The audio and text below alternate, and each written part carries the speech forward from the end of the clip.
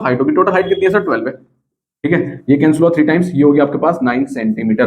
तो 9 centimetre sir इनमें से किसकी है सेंटर ऑफ ग्रेविटी सर, ये वाला ऑप्शन ठीक है, बाकी ये भी गलत है, ये भी गलत है और ये भी गलत है, ठीक है। तो सॉलिड कोन का अगर आपको complete sir ICSC class 10 physics में सीबीक्यूज कॉम्पिटेंसी बेस्ड क्वेश्चंस हमसे नहीं हो पा रहे हैं ना, जो बोर्ड ने आईसीएससी फिजिक्स के 90 अराउंड 92 क्वेश्चंस सीबीक्यूज रिलीज कर रखे हैं सर, वही नहीं हो पा रहे हैं। रीजन समझ में नहीं आ रहा है, एक्सप्रेशन नहीं आ रही है सर, किस तरीके से वो क्वेश्चंस होंगे जो बोर्ड ने रिलीज कर रखे हैं उनकी बात कर रहा हूं, प्लस जो कॉम्पिटेंसी बेस्ड क्वेश्चंस और भी अगर बुक्स में है सर वो भी हमसे नहीं हो पा रहे हैं, है ना।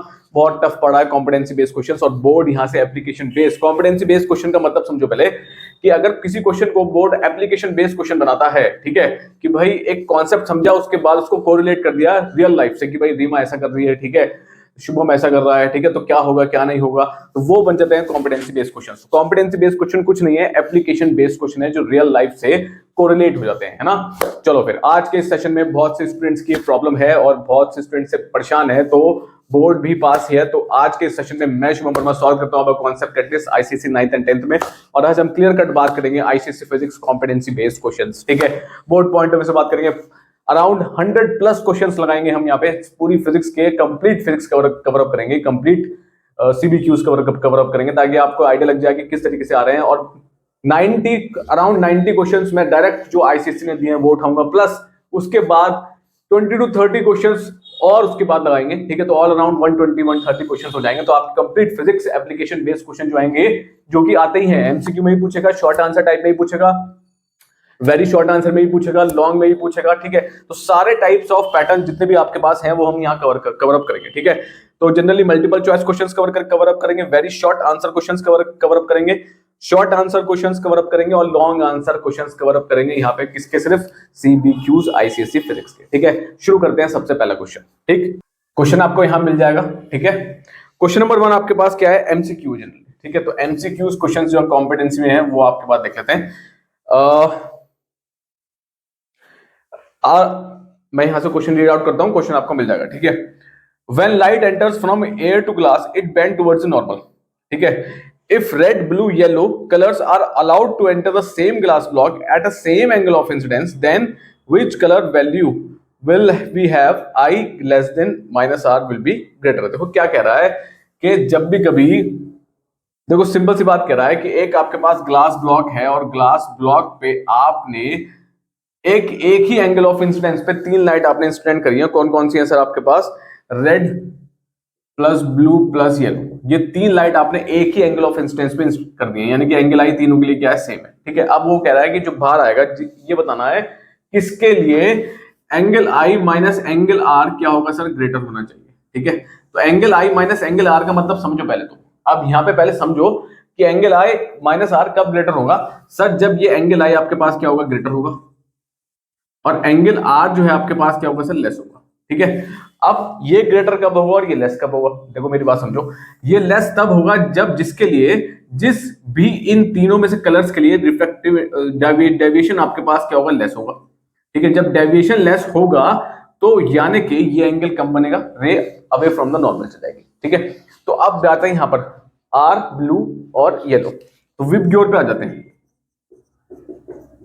रेड सबसे आगे है, यानी कि डेविएशन रेड का सबसे कम है, वॉयलेट का रेडिएशन आपके पास सबसे ज्यादा है, ठीक है। हमारे पास कौन कौन से कलर गिवन है, ब्लू गिवन है, हमारे पास येलो गिवन है और रेड गिवन है, ठीक है। रेड का डेविएशन सबसे कम है, डेविएशन सबसे कम का मतलब क्या हो गया, इसके लिए एंगल ऑफ जो एंगल आर, ठीक है। तो उस कंडीशन में सर यहाँ पे जो आर मिलेगा, तो सर आर तो हमारे पास ज्यादा मिलने वाला है यहाँ पर, ठीक है। अब देखो कैसे, मैं डायग्राम से आपको बताता हूँ, एक एक करके बात कर लेते हैं जरा सब पे, चलो जल्दी से। देखो रेड आपके पास थोड़ा सा कम होगा, यानी कि कुछ इस तरीके से रेड आ गया यहाँ पर, ठीक है। ये हो गया आपके पास एंगल आर, ये हो गया आपके पास रेड का एंगल, ठीक है। ब्लू की बात करते हैं, तो ब्लू थोड़ा सा कहाँ है ब्लू, अब ये बाद में है येलो, तो येलो थोड़ा सा ये आ गया, ठीक है। ये रेड गया, ये येलो गया, ठीक। अब एक और है आपके पास ब्लू, ब्लू सबसे यहाँ पर है, तो ब्लू सबसे यहाँ का मतलब जिसका डेविएशन ज्यादा होगा, है ना। तो ये थोड़ा सा जिसका डेविएशन ज्यादा है वो थोड़ा सा और बेंड हो गया, ठीक है। अब ये आ गया आपके पास ब्लू। अब तीनों में से सबसे कम एंगल ऑफ रिफ्रैक्शन किसका मिलेगा, मैं कहता हूं सपोज ये 50 है, ठीक है। तो आर रेड के लिए एंगल ऑफ ये एंगल हो गया पूरा आर, तो ये तो सर ज्यादा हो गया, सपोज कितना हो गया 45 डिग्री, ये क्यों, क्योंकि डेविएशन कम है इसका, ठीक है, तो कम बेंड हुआ है। तो ये इसको बेंड हुआ है वो क्या आपके पास लेस है इसमें। तो जब ये बेंड ही नहीं हुआ है तो डेविएशन ज्यादा है नहीं, ठीक है। बात आती है येलो की, सपोज येलो थोड़ा सा बेंड हो गया, यानी येलो के लिए ये वाला हो गया, तो येलो के लिए मैं कहता हूं सपोज 30 डिग्री बन गया, ठीक है, ठीक है। अब आती है बात ब्लू की, ब्लू के लिए बेचारे के लिए इतना सही है, ब्लू के लिए सिर्फ इतना सही है, क्यों? क्योंकि ब्लू में आपके पास सर ब्लू में डेविएशन ज्यादा है, डेविएशन ज्यादा का मतलब कि थोड़ा ज्यादा बेंड हो जाएगा टुवर्ड्स नॉर्मल, है ना। तो यानी कि एंगल आर सबसे क्या होगा यहाँ पे लेस होगा, सबसे कम एंगल यहाँ पे होगा इसके लिए। तो अगर मैं कहता हूँ यहाँ पे 20 डिग्री है, ठीक है। अब वो कह रहा है आई माइनस आर चाहिए किसके लिए? ग्रेटर होगा, है ना। तो आई माइनस आर रेड के लिए निकालेंगे, अगर फॉर एग्जाम्पल दिया है मैंने ये 50 समझाने के लिए आपको, और ये 45 30 और 20 ये फॉर एग्जाम्पल है, ठीक है। तो अगर मैं बताता हूँ आपको रेड के लिए होगा 50 माइनस 45, तो सर इसके लिए तो सिर्फ 5 डिग्री आ रहा है, कोई दिक्कत नहीं है। अब आता है येलो, येलो की बात करते हैं सर, एंगल ऑफ इंसिडेंस आपके पास कितना है? 50, 50 में से क्या माइनस करना है? 30, तो सर ये तो आ गया आपके पास 30 डिग्री, ठीक है। अब बात आती है ब्लू की, ब्लू के लिए एंगल ऑफ इंसिडेंस कितना है? 50, सेम कह रहा है, तो 50 में से अब आपको क्या माइनस करना पड़ेगा? Angle of refraction, angle of refraction कितना है इसके लिए? 20 डिग्री। ये वाला एंगल कितना है? 20 डिग्री, फॉर एग्जाम्पल ले रहा हूं मैं, तो ये सॉरी ये तो 30 था, वही तो मैं कहूँ 30, तो ये आ जाएगा आपके पास 20 डिग्री। अब ये हो गया 20, ये कितना आ गया आपके पास? 30 डिग्री। तो सबसे ज्यादा आई माइनस एंगल आर किसके लिए ज्यादा है सर? ये ना सर ज्यादा 30 डिग्री, ठीक है। तो कौन सी रे ऑफ लाइट होगा जिसके लिए ज्यादा होगा सर? इसका आंसर सिंपल सा है, कौन सा? ब्लू। ब्लू के लिए angle I minus angle R क्या होगा आपके पास? ग्रेटर होगा। कोई प्रॉब्लम है? सिंपल सी चीज, ठीक है, बस खत्म, ठीक। कॉन्सेप्ट सिंपल है, रेड है, रेड के लिए आपके पास डेविएशन कम है, ठीक है। डेविएशन कम है तो ज्यादा दूर, जल्दी से अंदर बेंड नहीं होगा, दूर जाएगा, ठीक है, बेंड लेस होगा, ठीक है। इसके लिए फिर थोड़ा ज्यादा हो जाएगा, बेंडिंग ये थोड़ा अंदर आ जाएगा, और ब्लू के लिए ज्यादा हो जाएगा, क्यों? क्योंकि इसका डेविएशन ज्यादा है, क्योंकि जब हम इधर की तरफ बढ़ते हैं तो डेविएशन आपके पास क्या होता है सर? डिक्रीज होता है। डेविएशन क्या होता है? डिक्रीज। तो सबसे कम डेविएशन इसमें होगा, तो एंगल आर आपके पास ज्यादा इसमें होगा, और एंगल आर आपके पास कम इसमें होगा। कोई प्रॉब्लम है? ठीक है, सिंपल सा क्वेश्चन है, इसको एप्लीकेशन बेस्ड बना दिया। Question number 1। Question number 2, question number 2 क्या कहता है? असर्शन, सबसे पहले आपके पास असर्शन है, ठीक है। असर्शन क्या कहता है आपके पास? A light passes through a rectangular prism. It is observed for two angle of incidences, the angle of deviation is the same. दो एंगल ऑफ इंसिडेंस के लिए एंगल ऑफ डेविएशन सेम है, ये पता चल रहा है। एक तो भाई बिल्कुल सही है। देखो एक बात ये है, ये आपके पास गया, ये प्रिज्म आपके कर रखा है, ये यहाँ जाएगा और ये यहाँ निकल जाएगा, ठीक है। तो एक सरफेस तो ये हो गई, सपोज मैं कहता हूँ पी क्यू आर, तो एक P Q R first surface हो गई, ठीक है। तो फर्स्ट सरफेस से एंगल ऑफ इंसिडेंस आपके पास आई हो गया, सपोज ये आपने नॉर्मल बनाया, ये हो गया। सेकंड सरफेस ये हो गई आपके पास, ठीक है, सेकंड सरफेस ये है, तो आपके पास सेकंड सरफेस है पी आर, ये आपके पास कौन सी होगी सर? Second surface. ये सारी चीजें आपने पढ़ रखी हैं, देखो थोड़ा दिमाग लगाना है ना। तो ये एंगल कितना हो गया? एंगल ऑफ इमरजेंस ई हो गया, ठीक है। ठीक, दो एंगल ऑफ इंसिडेंस मिल गया हमें, दो एंगल ऑफ इंसिडेंस मिल गया सेम मीडियम में, यानी कि एक ये भी एयर में है और सर ये भी एयर में। अगर मैं यहाँ पे एक प्लेन मिरर लगा दूंगा तो रे जैसा आई थी वैसे ही वापस चल जाएगी, ठीक है। तो फर्स्ट सरफेस से एक एंगल ऑफ इंसिडेंस हो गया और एक सेकंड सरफेस से एंगल ऑफ इंसिडेंस है। वो कह रहा है इन दोनों का डेविएशन एंगल जो है वो सेम है। भाई बिल्कुल है, कैसे सर? इसको अगर मैं आगे प्लॉट करता हूं और इसको मैं पीछे प्लॉट करता हूं तो हमें यहां मिलता है एक डेल। क्या मिलता है सर? एक डेल। तो angle of deviation of prism का एक ही है, कोई डिफरेंट नहीं है, ठीक है। तो असर्शन मेरे हिसाब से भी ट्रू है, ठीक है। तो असर्शन अभी हमारे लॉजिकली बात कर रहे हैं अगर हम, तो असर्शन हमारा ट्रू है, ठीक है। रीजन देखते हैं, रीजन क्या कह रहा है। Reason, according to principle of reversibility, the light traces the path in reversing the direction. देखो बिल्कुल सही, रीजन बिल्कुल ठीक है। ये दो एंगल ऑफ इंसिडेंस तभी बन सकते हैं, और एंगल ऑफ ये जो आपके पास एंगल है मिनिमम डेविएशन तभी आ सकता है एक, जब मैं यहाँ पे एक मिरर लगा दूं 90 डिग्री पे, और 90 डिग्री पे जब यहाँ रिफ्लेक्शन होगा तो लाइट जैसा आई थी वैसे वापस चल जाएगी। देखो एरो देखना मैंने, यहाँ वापस आ गई, ठीक है। इस कंडीशन में ये भी एंगल ऑफ इंसिडेंस है, अगर इधर से जा रही है, उधर मिरर लगा दूंगा तो वो भी एंगल ऑफ इंसिडेंस है, और उसका कॉमन मिलता है क्या? डेविएशन, ठीक है। तो रीजन क्या है? किस प्रिंसिपल से सेम हो गई है? प्रिंसिपल ऑफ रिवर्सिबिलिटी से, ठीक है। प्रिंसिपल ऑफ रिवर्सिबिलिटी से ये आपके पास क्या हो जाएगा? सेम हो जाएगा, ठीक है। एंगल ऑफ डेविएशन आपके पास दोनों के लिए क्या हो जाएगा? सेम, ठीक है। तो ए इज ट्रू, आर भी ठीक है, आर भी ट्रू है, and R is a correct explanation of A, ठीक है। करेक्ट एक्सप्लेनेशन ऑफ ए, कोई प्रॉब्लम है? ठीक है, दोनों सही है, और आर बिल्कुल सही एक्सप्लेनेशन है किसका? ए का, ठीक है। Question number 3, Which of the following diagrams shows the correct path of light through the lens? ठीक है, 4 डायग्राम्स आपके पास गिवन है, तो मैं आपको डायग्राम्स यहाँ पे मिल जाएंगे, मैं एक एक करके एक पे बात कर लूंगा, तो आगे आप सामने सामने देख सकते हैं, ठीक है। अगर मैं फर्स्ट वाले की बात करता हूँ, देखो फर्स्ट वाले में एक कॉन्वेक्स लेंस लगाया, और कॉन्वेक्स लेंस में ये कॉन्वेक्स लेंस है और रे यहाँ आ रही है और ये डाइवर्ज हो रही है, ठीक है। तो एक चीज ध्यान रखो, कभी भी अगर ये आपके पास कॉन्वेक्स लेंस है, तो कॉन्वेक्स लेंस कभी भी रे को डाइवर्ज नहीं करता है, क्या करता है सर, कन्वर्ज करता है। तो पहला ऑप्शन तो पहले गलत हो गया, ठीक है। बी पे देखते हैं, बी पे बहुत सारी रेज ऊपर आ रही हैं, जैसे कि ये कुछ रेज इस तरीके से आ रही हैं, ठीक है, ये रेज इस तरीके से आ रही हैं, तो ये क्या काम करती है, फोकस के नीचे मिलती है, कहीं फोकस से पास होंगी ये, ठीक है, ठीक है, ये है आपके पास, तो ये क्या काम करेंगे कि सर फोकस के कहीं नीचे आपके पास एक पॉइंट मिलेगा ये, ठीक है, तो फोकस के जस्ट नीचे पॉइंट मिलता है, लेकिन यहाँ पर जो आपकी बुक में डायग्राम्स हैं उसमें सारे के सारे पॉइंट्स जो मिल रहे हैं ना, वो सारे के सारे पॉइंट्स यहाँ आके मिल रहे हैं, ये वो यहीं मिल रहे हैं यहाँ आके, ठीक है, तो सर यहाँ तो नहीं मिलेंगे, यहाँ मिलने चाहिए थे, यहाँ नहीं मिलने चाहिए, तो आपके पास ऑप्शन बी भी क्या हो गया, गलत हो गया, ठीक है। सी पे बात करो, सी आपके पास एक कॉनकेव मिरर है, एक कॉनकेव है, ठीक, और कॉनकेव में ये आपके पास ऑप्शन सी है ना, हमने सामने कर लिया, और ये आपके पास ऑप्शन बी है, ठीक है। सी वाले ऑप्शन में 2f से अगर रे निकल रही है, देखो फोकस नहीं है, फोकस से जाती तो पैरेलल हो जाती है ना, फोकस बीच में 2f से रे निकल रही है, तो जाहिर सी बात है जब यहाँ स्ट्राइक करेगी तो आपके पास क्या हो जाएगी सर, ये सॉरी ये कॉनकेव है ना, तो जब यहाँ स्ट्राइक करेगी तो कॉनकेव क्या करता है, डाइवर्ट कर देगा उसको, तो थोड़ा सा ये कहाँ आएगी, जैसे कि बुक्स में गिवन है, ये आपके पास फोकस की लाइन हो गई, ये थोड़ा सा यहाँ आके मिल जाएगा, ठीक है, नीचे आके, ठीक है, तो उस हिसाब से अगर मैं देखूं, ठीक है, और एक आपने ऑप्टिकल सेंटर से पास कर दी थे, ठीक है, तो यहाँ मिल गई, तो उस हिसाब से देखते हैं, तो थर्ड डायग्राम आपके पास ये सेकंड डायग्राम आपके पास सही है, ठीक है, क्यों, क्योंकि सर यहाँ से अगर एफ से निकलती, देखो अगर एफ से फोर निकलती है तो वो जाती है और आपके पास पैरेलल हो जाती है ना, लेकिन एफ से नहीं जा रही है, वो 2f से जा रही है, 2f का मतलब सेंटर से जा रही है, ठीक है, तो यहाँ गई और उसके बाद सीधी निकल गई, ठीक है, चलो डाइवर्स हो गई, डाइवर्स होने के बाद जब इसको पीछे प्लॉट करेंगे तो यहाँ एफ पे मिल जाएगी और एक ऑप्टिकल सेंटर से आके यहाँ मिल जाएगी, तो इमेज आपको यहाँ मिल गई। तो थर्ड बी वाला तो अभी नजर ठीक नजर आता है, डी वाले में देख लेते हैं, डी वाला क्या कहता है, डी वाला आपके पास कॉनकेव है, ठीक है, और रे आपके पास पैरेलल आई, पैरेलल आने के बाद ये रे आपके पास कहां से पास हो गई सर, फोकस से पास हो गई, तो कुछ सिंपल सी बात समझो, कॉनकेव में कभी भी रे कन्वर्ज नहीं होगी, ये आपके पास क्या होगा, ये होगी यहाँ पे कन्वर्ज, ठीक है, कन्वर्ज कभी नहीं होगी, कन्वर्ज होगी किसमें, कॉन्वेक्स में, कॉन्वेक्स में, तो ये दोनों ऑपोजिट हैं, तो यानी कि डी बी ऑप्शन गलत हो गया, तो कौन सा सही है, सिर्फ और सिर्फ बी ऑप्शन इज करेक्ट, ठीक है, बी ऑप्शन क्या है आपके पास करेक्ट है, सिंपल सी बात, ठीक, रे डायग्राम जिसने बेसिक समझा होगा वो आराम से कर लेगा, ठीक है, देखो लॉजिक लगाना है, ये यहाँ नहीं मिलेगी बेटा, यहाँ मिलेगी, जैसे अगर नॉन पैरेलल आती है तो यहाँ मिलेगी, नॉन पैरेलल का भी सीन है वहां पे, है ना, ये वाला ऑप्शन सही है आपके पास, ठीक।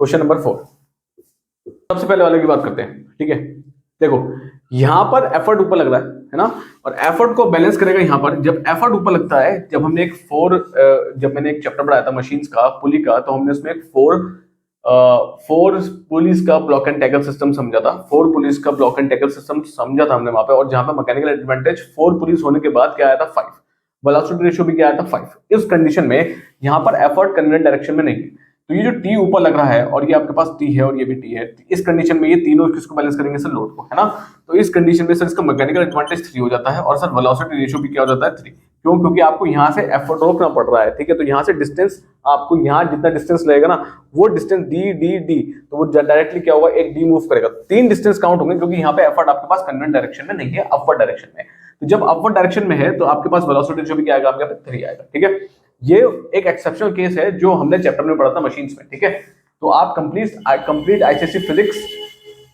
फुल चैप्टर प्लेलिस्ट डिस्क्रिप्शन में मेंशन है, तो वहां जाकर आप मशीन्स को देख सकते हैं, और एक्सेप्शनल केस मैंने वहां मेंशन कर रखा है, ठीक है, उसमें 4 पुलिस थी, यहाँ पे कितनी है, 2 पुलिस है, ठीक है, तो उस कंडीशन में वेलोसिटी रेशियो किसका होगा 3, तो 2 पुलिस सिस्टम है, तो यहाँ पे लिखते हैं 2 पुलिस सिस्टम, ठीक है, 2 पुलिस सिस्टम है, और जिसका आपके पास एमए 3 है और एमए वीआर कितना है,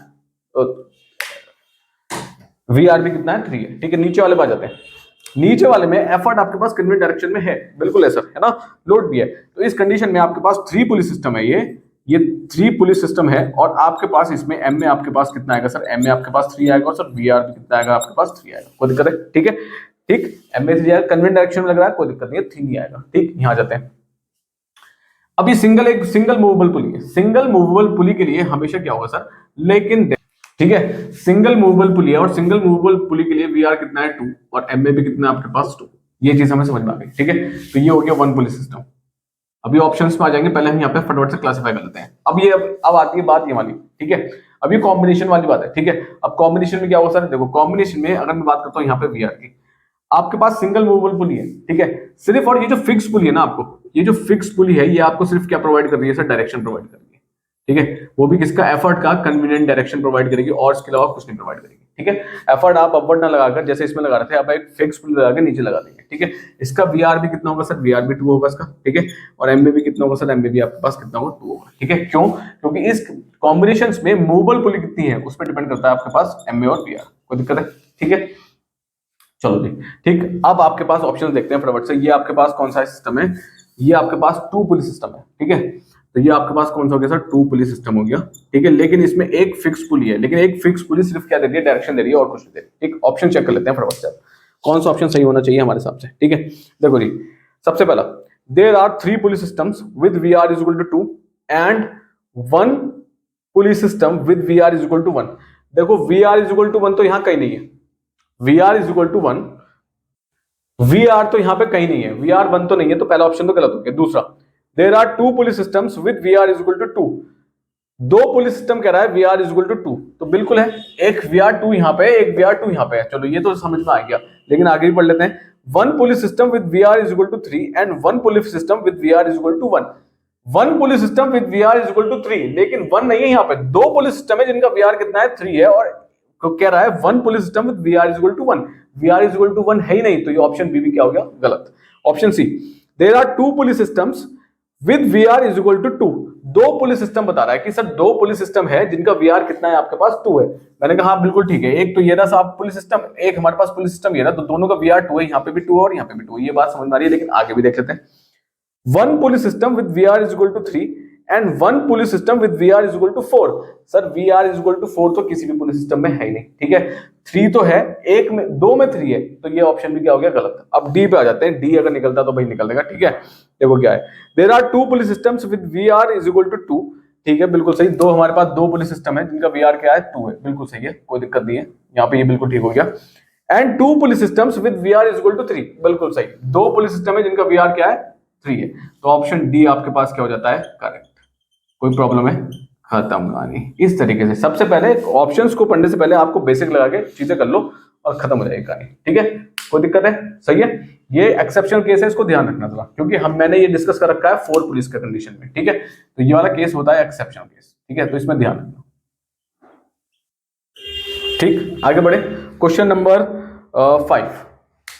ठीक है, question number 5, the diagram below shows force F is equal to 40 newton, बिल्कुल सही है, सब में 40 लग रही है, 40 40 40 और 40। ठीक है, and a rod AB and in different directions. ठीक है, identify the correct statement. Different directions है सबके, यहाँ पे फोर्स यहाँ लग रही है, इस किस पे, P पे, यहाँ Q पे आपके पास डाउनवर्ड लग रही है, R पे आपके पास एट एन एंगल लग रही है, और S पे भी आपके पास एट एन एंगल लग रही है, वो भी इधर की तरफ। ठीक है, अब क्वेश्चन ऑप्शंस क्या पूछ रहा है, PNS have negative, sorry, PNS have opposite moments। opposite moments देख लेते हैं। अगर मैं कहता हूं ये पिवोटेड कहां से है, AB, ठीक है, A से पिवोटेड है। ठीक है, तो ये आपके पास पिवोटेड पॉइंट हो गया। ठीक है, A आपके पास पिवोटेड है सब में। ठीक, A से आपके पास पिवोटेड। पहला ऑप्शन आपके पास क्या कह रहा है कि सर P और Q का जो मोमेंट है वो अपोजिट होगा। मैंने कहा देख लेते हैं फटाफट से, ये ऐसे घूमेगा, ऐसे का मतलब ये हो गया सर एंटी। ठीक है, और ये ऐसे घूमेगा, ऐसे का मतलब ये हो गया आपके पास क्लॉकवाइज। तो बिल्कुल सही है, दोनों का मोमेंट अपोजिट है, तो ऑप्शन ए आपके पास क्या हो जाता है, करेक्ट हो जाता है। अभी तक ऑप्शन ए क्या हो रहा है, correct. Second, magnitude of the moment of force is maximum in are. Question 1 आपसे पूछ रहा है क्या, आपके पास P और S पूछ रहा है। ठीक है, आपसे सॉरी मैंने P और Q लिख देता तो ऑप्शन 1 ही गलत सही हो जाता। ठीक है, तो आपसे पूछ रहा है सर P और S। ठीक है, तो P और S का जो है आपके पास ये रहा, S का जो मोमेंट है वो क्या कह रहा है कि दोनों की मोमेंट अपोजिट है। बिल्कुल नहीं है, ये एंटी जा रहा है, और अगर ये S है तो सर ये एट एन एंगल है, ये भी एंटी घूमेगा। ठीक है, तो दोनों के मोमेंट तो बराबर हो रहे हैं, तो P और S के मोमेंट दोनों क्या है, सेम हो रहे हैं ऑलमोस्ट। ठीक है, एंगल्स का फर्क पड़ेगा, तो ये ऑप्शन तो गलत हो गया B। ठीक है, वो अपोजिट कह रहा है, यहाँ सेम हो रहे हैं। Second, the magnitude of force of moment of force is maximum in are, बिल्कुल ही गलत। आर में पूछ रहा है कि जो ये मोमेंट लग रहा है, ये भाई ये तो एक एंगल पे लग रहा है ना, ये एक एंगल पे स्ट्राइक हो रहा है ना, और मोमेंट मैक्सिमम होने के लिए आपको क्या चाहिए, एफ एस साइन थीटा, है ना। तो ये जो थीटा है वो कितना होना चाहिए सर, 90 डिग्री होना चाहिए। 90 का मतलब वो 90 डिग्री आपको यहाँ मिल रहा है, ये 90 मिल रहा है, और सर ये वाला 90 मिल रहा है, यहाँ पर 90 से कम मिल रहा है। ठीक है, ठीक, तो ये वाला सॉरी 90 से ज्यादा मिलेगा, ये ऊपर जाएगा क्योंकि इस तरीके से यहाँ पे एंगल कैलकुलेट होगा, ठीक है। तो यहाँ पर सर ये बिल्कुल गलत हो गया, है ना। तो ये वाला ऑप्शन तो गलत हो गया, यानी कि आपके पास बी भी क्या होगा गलत, मैक्सिमम यहाँ नहीं मिलने वाला, मैक्सिमम 90 वाले में मिलेगा और नहीं मिलेगा, ठीक है। C, magnitude of moment of force is maximum in P and Q, बिल्कुल सही। पी एंड क्यू में आपके पास मोमेंट ऑफ फोर्स क्या मिलेगा, मैक्सिमम। क्यों मिलेगा सर मैक्सिमम, क्योंकि यहाँ पे दोनों एंगल्स क्या है 90 डिग्री है ना। तो यहाँ आपके पास आ जाएगा tau is equal to F into S, खत्म। और साइन थीटा कितना हो जाएगा 90 डिग्री। तो यहाँ ये वाला ऑप्शन तो ठीक है फिलहाल अभी, डी सी। बात करते हैं डी की। The moment of force in are is negative, moment of force in are जो है वो नेगेटिव होगा। भाई देखो अभी कुछ नहीं कह सकते हम, नेगेटिव होगा नहीं होगा, ठीक है। पॉजिटिव भी हो सकता है क्योंकि साइन थीटा आपके पास जनरली नेगेटिव्स में नहीं जाएगा, है ना। तो यानी कि ये ऑप्शन भी क्या हो जाएगा गलत, ठीक। तो ऑप्शन कौन सा सही होगा सर, ऑप्शन सी सही होगा बस खाली, क्योंकि जहां पे थीटा कितना है आपके पास 90 डिग्री है। कोई प्रॉब्लम है, कोई भी परेशानी किसी को, ठीक है, समझ में आ गया, सही है। आगे बढ़े, चलो नेक्स्ट क्वेश्चन नंबर 6। 4 डायग्राम्स आपके पास गिवन है और हर एक कोन की जो आपके पास सॉरी ठीक है, हर एक कोन का जो आपके पास पूरी लेंथ है वो कितनी है 12 centimetre, 12 centimetre, 12 centimetre, 12 centimetre, 12 centimetre. Centre of gravities mention है आपके पास, ये 9 सेंटीमीटर है, ये 8 सेंटीमीटर, ये 4 सेंटीमीटर और ये 3 सेंटीमीटर पे इसके सेंटर ऑफ ग्रेविटीज गिवन है, ठीक है। तो मैं क्वेश्चन पढ़ता हूं। In a diagram below the 4 cones are depicted each with a height of 12 centimetre, the position of centre of gravity is indicated by dots located at 9 centimetre, ठीक है, 8 centimetre, 4 centimetre and 3 centimetre from the apex of each cone. Which of these cones is completely solid? Apex का मतलब ये यहां से mention है, ठीक है।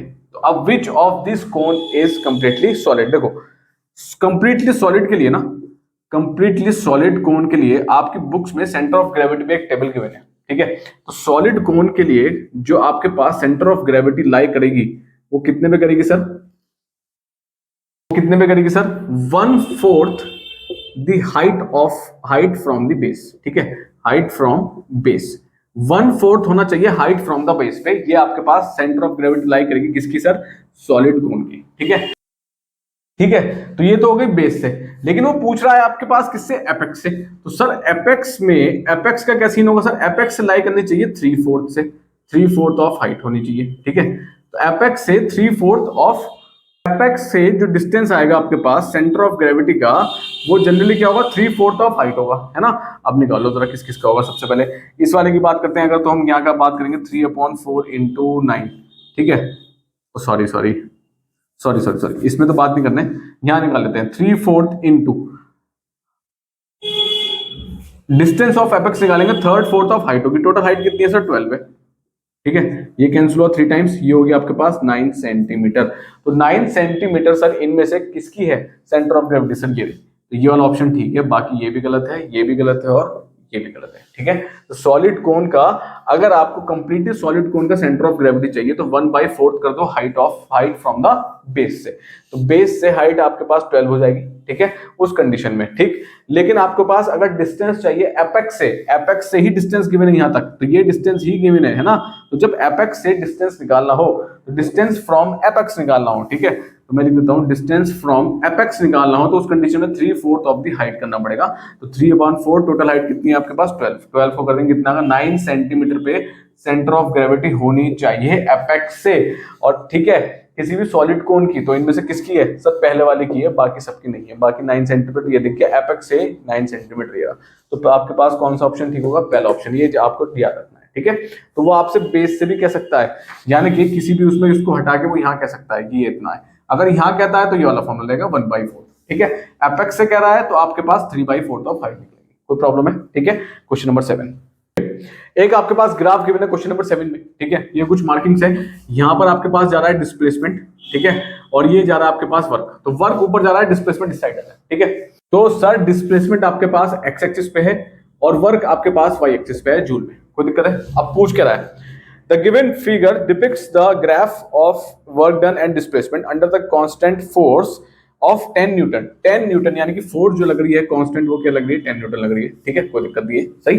चलो जी, which of the following statement is true, ठीक है। इसमें से स्टेटमेंट कौन सा ट्रू है सबसे पहले आता है। अब सबसे पहले ना यहाँ से हम कुछ चीजें निकाल लेते हैं, देखो फटाफट से, ठीक है। तो ये आपके पास वर्क और डिस्प्लेसमेंट का ग्राफ है। तो हमारे पास फॉर्मूला क्या है, W is equal to FS cos theta, ठीक है। तो W अपॉन S यानी कि FS cos थीटा, इसका जो है ना ये आपके पास ग्राफ गिवन है। ये आपके पास वर्क चला गया, डिस्प्लेसमेंट चले गया, ये आपके पास वाई एक्सिस पे चले गए सर, ये आपके पास एक्सिस पे चले गए। तो ये जो फैक्टर है आपके पास एफ एस कॉस थीटा, ये आपके पास क्या है, स्लोप है। तो यानी कि ये जो स्लोप जा रहा है वो एफ एस कॉस थीटा का स्लोप है, कोई दिक्कत है, ठीक है। अच्छा, अब कोई भी, अब यहां से कोई भी एक पॉइंट निकाल लेते हैं, ठीक है। तो अगर मैं वर्क की वैल्यू लेता हूं सपोज 50, तो ये हो गया सपोज 50 पॉइंट पे, और डिस्प्लेसमेंट यहाँ पे कितना है, ये दोनों मिल रहे हैं यहाँ पे, ठीक है। तो डिस्प्लेसमेंट ये आपके पास कितना है, S1 आपके पास कितना है 10 और W1 आपके पास कितना है 50, ठीक है। तो हमने W1 और S1 से निकाल लेते हैं। तो 50 अपॉन क्या हो गया, 50 अपॉन 10 हो गया, is equal to F S cos theta, ठीक है। एफ कॉस थीटा ये कैंसिल हुआ, ये हो गया आपके पास 5 इज इक्वल टू, अब फोर्स कितना गिवन है सर, कांस्टेंट फोर्स 10 न्यूटन की गिवन है, तो 10 कॉस थीटा, तो कॉस थीटा कितना आ गया बेटे 5 अपॉन 10, ठीक है।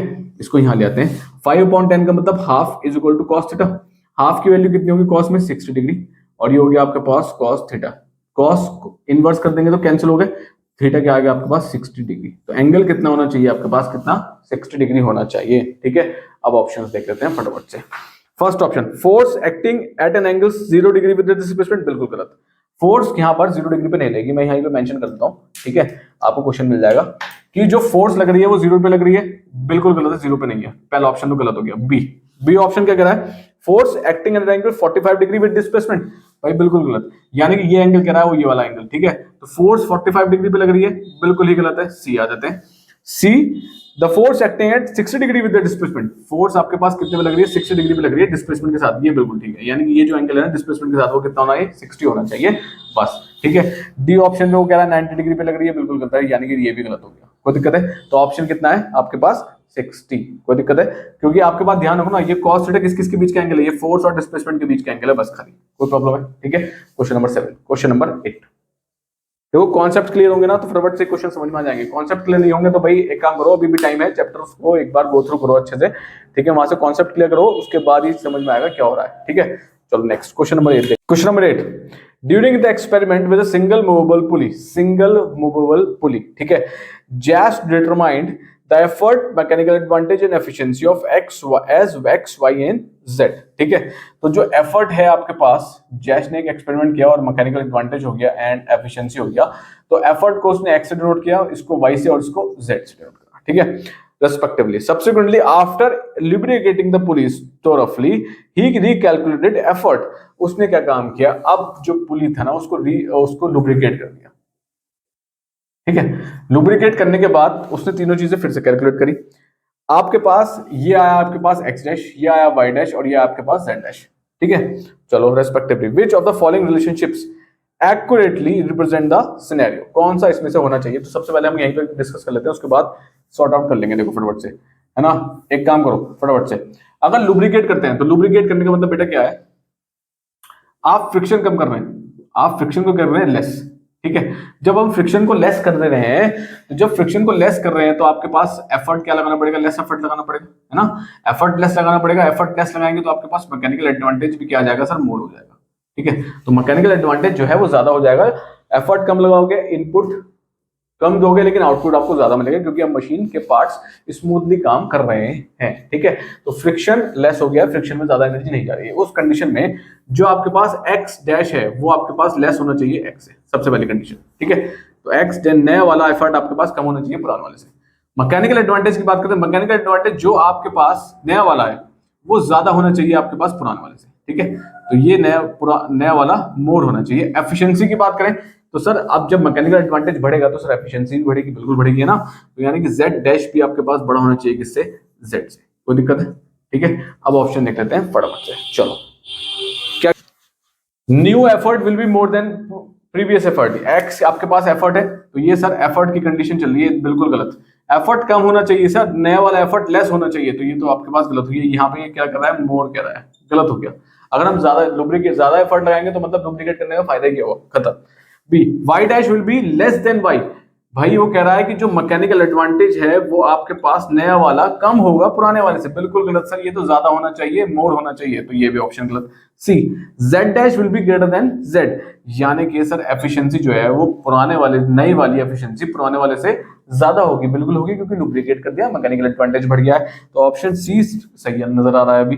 Z dash will B Z, बिल्कुल गलत, एफिशिएंसी पुरानी और नई दोनों बराबर हो जाएंगी, बिल्कुल गलत, ये वाला ऑप्शन भी गलत, तो ऑप्शन कौन सा सही होगा सर, सी। ठीक है, क्वेश्चन नंबर आपके पास 9, असर्शन रीजनिंग और लाइट चैप्टर्स है। ठीक है, असर्शन और रीजन। ठीक, लाइट चैप्टर्स आपके पास क्वेश्चन है जनरली, ये आपके पास मशीन से हो गया। ठीक है, तो क्या कहता है,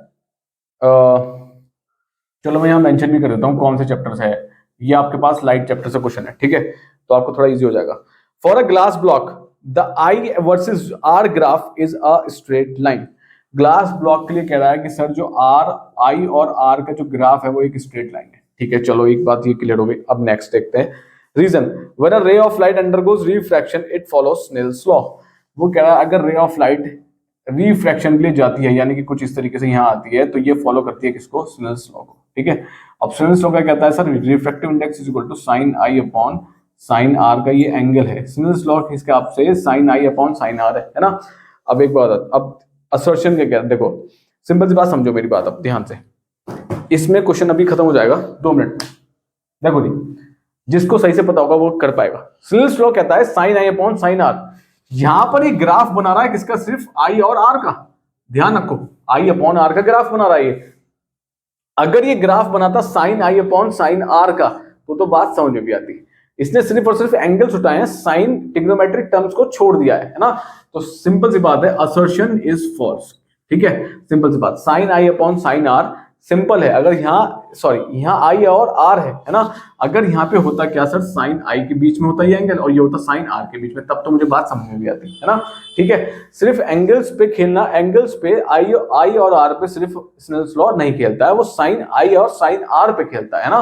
तो रीजन तो ठीक है लेकिन असर्शन गलत है, कोई दिक्कत। और ये कभी भी स्ट्रेट लाइन नहीं आएगी, दोनों एक अगर ये दोनों ही आपके पास कांस्टेंट चलने लगे तो आपके पास यहाँ पे डाइवर्शन कैसे होगा, है ना। तो ये स्नेल्स लॉ को फॉलो नहीं करता है, तो आपके पास असर्शन तो क्या है, फॉल्स है। लेकिन रीजन आपके पास क्या है, ट्रू है। रीजन ट्रू होगा, असर्शन फॉल्स होगा, कोई दिक्कत है। ठीक, आगे बात समझ में, सही है, खत्म कहानी। ठीक है, यहाँ पे साइन आई होता और साइन आर होता तो समझ में आता। ठीक है, वरना नहीं होगा। ठीक है, बस क्योंकि स्नेल्स लॉ कभी भी कोरिलेट नहीं करता खाली आई और आर को। ये रिलेट करता है किसको, इसको रिलेट नहीं करता, ये कोरिलेट करता है किसको, साइन आई को और साइन आर को। ठीक है, खत्म, कोई प्रॉब्लम है, सही है। Next question number 10। Question number 10, dash of UV is greater than dash of microwave. Dash of UV is greater than dash of microwave. ठीक है, तो क्या ग्रेटर होगा सर, देखो जी माइक्रोवेव्स की वेवलेंथ ज्यादा है, अल्ट्रावायलेट की आपके पास क्या होता है, quantity suitable for the following. Speed in vacuum, बिल्कुल नहीं, दोनों की स्पीड क्या है, ऑलमोस्ट सेम है। Speed in medium, frequency, wavelength, देखो वेवलेंथ माइक्रोवेव की ये आपके पास ग्रेटर कह रहा है, माइक्रोवेव की वेवलेंथ ज्यादा है, अल्ट्रावायलेट की वेवलेंथ कम है। ठीक है, एक ही ऑप्शन बचता है फ्रीक्वेंसी, फ्रीक्वेंसी ज्यादा है और इसकी फ्रीक्वेंसी कम है। ठीक है, तो यहां पे क्या आएगा sir, frequency of ultraviolet is greater than frequency of microwave. ठीक है, स्पीड क्या है सर, ये तो आपके पास इलेक्ट्रोमैग्नेटिक वेव्स हैं जनरली, है ना, स्पेक्ट्रम में काम आती है, इनकी स्पीड तो सेम है 3 × 10⁸। ठीक, तो यहाँ पे कोई डिफरेंसेस नहीं है। Question number 11। क्वेश्चन नंबर 11, देखो एक डायग्राम गिवन आपके पास, ये डिस्प्लेसमेंट और डिस्टेंस आपके पास, डिस्प्लेसमेंट डिस्टेंस ग्राफ है। ठीक है, एक पॉइंट P है, एक S है आपके पास, ये R है और ये Q है। ठीक है, एक और मेंशन होगा, बस इतना ही है। ठीक है, अब आपसे क्या पूछा है, Sumit, a teenager enjoys playing his music loudly, however his grandmother consistently lowers the volume of a music player। देखो जी, मदर ने क्या काम किया है, सुमित की जो मदर है उन्होंने क्या काम किया है, उन्होंने वॉल्यूम को लोअर कर दिया है, वॉल्यूम को लोअर कर दिया है। ठीक है, वॉल्यूम को लोअर करने का मतलब आप क्या काम कर रहे हैं, एम्पलीट्यूड को लोअर कर रहे हैं। ठीक है, एम्पलीट्यूड को क्या कर रहे हैं, डिक्रीज कर रहे हैं। ठीक है, यानी कि ए को आप क्या कर रहे हैं, डिक्रीज कर रहे हैं। ठीक है, और जब एम्पलीट्यूड डिक्रीज हो रहा है तो उससे क्या होगा ना, मीन पोजीशन से डिस्प्लेसमेंट कम होगा, मीन पोजीशन से जो आपके पास डिस्प्लेसमेंट है वो भी क्या हो जाएगा आपके पास, इट रिड्यूसेस, वो भी आपके पास कम हो जाएगा, सिंपल सी बात। ठीक है, कोई दिक्कत है, ठीक है, क्योंकि यही तो एम्पलीट्यूड है और यही आपके पास कहां रिप्रेजेंट कर रहा है, वाई एक्सिस पे, यानी कि डिस्प्लेसमेंट, तो आप डिस्प्लेसमेंट कम कर रहे हैं, पहली बात तो। ठीक है, अच्छा आगे बढ़ते हैं, इतनी बात समझ में आ गई। चलो, analyse the wave to identify which characteristics of a wave has been altered when the grandmother reduces the volume. ठीक है, अगर ग्रैंड मदर वॉल्यूम को रिड्यूस करती है तो हमारे पास कुछ ऑप्शंस हैं, उसको हमें आइडेंटिफाई करना है। सबसे पहला ऑप्शन आपके पास गिवन है यहाँ पे, मैं लिख देता हूँ, पी एस की जो लेंथ है इट बिकम्स मोर। ठीक है, तो length of P S becomes more. B आपके पास आता है length of S R becomes less, और सी है आपके पास length of Q R becomes less, और डी है आपके पास length of P R becomes less. ठीक है, तो ये आपके पास ऑप्शंस गिवन है। सही, अब सर इसमें से ऑप्शन कौन सा सही होगा वो हमें बताना है। देखो सिंपल बात समझो, हमारे पास दो मेन पोजीशंस हैं यहाँ पे, जिसपे आपके पास डिस्प्लेसमेंट जीरो है। ठीक है, लेकिन डिस्टेंस है, डिस्प्लेसमेंट एक जीरो है आपके पास पी पे। ठीक, एक आपके पास डिस्प्लेसमेंट जीरो है किस पे, आर पे। ठीक है, तो यहां से अगर मैं बात करता हूं तो पी और आर जो आपके पास वो मेन पोजीशन हो गए। क्या होगा सर, मेन पोजीशन हो गया आपके पास पी एंड आर। ठीक है, यहाँ पे आपके पास डिस्प्लेसमेंट क्या है, जीरो है। ठीक है, क्या है बेटे, डिस्प्लेसमेंट यहाँ पे आपके पास क्या है, जीरो। डिस्टेंस की बात कर रहा है, डिस्प्लेसमेंट की बात कर रहा हूँ। ठीक है, अच्छा दूसरी चीज जो एस है आपके पास, एस तो ये वाला पॉइंट हो गया, चलो छोड़ो। अब जो क्यू है आपके पास, क्यू आपके पास क्या है, मैक्सिमम क्रस्ट का पॉइंट है, मैक्सिमम क्रस्ट। ठीक है, यानी कि यहाँ पे एम्पलीट्यूड जो है वो मैक्सिमम है आपके पास। ठीक है, ये देखिए ये वाला, ये आपके पास एम्पलीट्यूड क्या है, मैक्सिमम है। ठीक, अब जब आप क्या काम कर रहे हैं, एम्पलीट्यूड को रिड्यूस कर रहे हैं। ठीक है, तो मेन पोजीशन यानी कि डिस्प्लेसमेंट क्या होगा, रिड्यूस होगा। डिस्प्लेसमेंट रिड्यूस होने का मतलब एम्पलीट्यूड कम हो जाएगा, यानी कि यही जो आपके पास क्यू आर है ना, ये कम हो जाएगा, क्यू आर ही कम हो जाएगा। ठीक है, अब देखो क्या कहता है। ठीक, P length of P S will be more, P से एस की जो लेंथ है वो ज्यादा हो जाएगी। भाई बिल्कुल गलत, कुछ नहीं होना, ये अपनी जगह रहेगा, कुछ नहीं होना इसमें। ठीक है, length of S are will be less, S से आर तक की जो लेंथ है वो भी कम हो जाएगी। भाई बिल्कुल नहीं गलत, लेंथ कोई लेना देना ही नहीं हो रहा है यहाँ पे फिलहाल, यहाँ पे एम्पलीट्यूड पे काम हो रहा है। ठीक है, तो ये वाली लेंथ कम ज्यादा होगी, कुछ नहीं होने वाला। ठीक है, C length of Q R will be less, ये आया है एम्पलीट्यूड का scene. Length of Q R मतलब ये हो गया, और लेंथ ऑफ क्यू आर का मतलब यहाँ पे जो लेंथ हो रही है मैं लिख देता हूं, लेंथ ऑफ क्यू आर का मतलब हम यहाँ पे बात कर रहे हैं किससे, एम्पलीट्यूड ए से। ठीक है, यहाँ पे एम्पलीट्यूड आ रहा है क्योंकि यहाँ पे डिस्प्लेसमेंट का सीन आ चुका है। एम्पलीट्यूड ए है तो यानी कि ये यहाँ रिप्रेजेंट करेगा डिस्प्लेसमेंट पे। ठीक है, ये वाली लेंथ कम हो जाएगी, बिल्कुल कम हो जाएगी। हमने ये तो क्या है, डिस्प्लेसमेंट रिड्यूसेस, डिस्प्लेसमेंट रिड्यूस होने का मतलब क्या है सर, एम्पलीट्यूड कम हो जाएगा। तो यानी कि जो क्यू आर लेंथ है ना, डिस्टेंस पे कोई फर्क नहीं पड़ेगा, ये दोनों डिस्टेंस थे, पीएस भी डिस्टेंस था, एस आर भी डिस्टेंस था, डिस्टेंस पे कोई फर्क नहीं पड़ने वाला, सिर्फ क्यू आर पर फर्क पड़ेगा। तो यानी कि ये जो लेंथ इतनी है वो शायद घट के कहीं इतनी हो जाएगी अगर वो वॉल्यूम कम करती है तो। ठीक है, तो आपके पास ऑप्शन नंबर, मैं इसको दूसरा मार्कर यूज कर लेता हूँ आइडेंटिफाई करने के लिए, तो आपके पास ऑप्शन नंबर कौन सा सही होगा सर, सी ठीक हुआ, बाकी नहीं। ठीक है, D length of P are will be less, P R will be less गलत। डिस्टेंस पे तो खेलना ही नहीं है, सिर्फ और सिर्फ किस पे खेलना है बेटे, डिस्प्लेसमेंट। और डिस्प्लेसमेंट कहां जा रहा है सर, डिस्प्लेसमेंट वाई एक्सिस पे है, और वाई एक्सिस पे ही आपके पास क्या है, एम्पलीट्यूड, और वही डिनोट कर रहा है किससे, क्यू आर से। कोई प्रॉब्लम है, कोई भी दिक्कत किसी को। ठीक है, सिंपल सा क्वेश्चन है, क्वेश्चन नंबर 11, अच्छा क्वेश्चन है, पता होना चाहिए। ठीक है, कॉन्सेप्ट पता है, क्वेश्चन आराम से हो जाएगा, और प्लॉट कर लो बस क्या चीज किससे रिलेट कर रही है। ठीक है, क्वेश्चन नंबर 12। ठीक है, क्वेश्चन नंबर 12 आपके पास क्या है, मास गिवन है, हीट गिवन है, rising temperature delta T given है।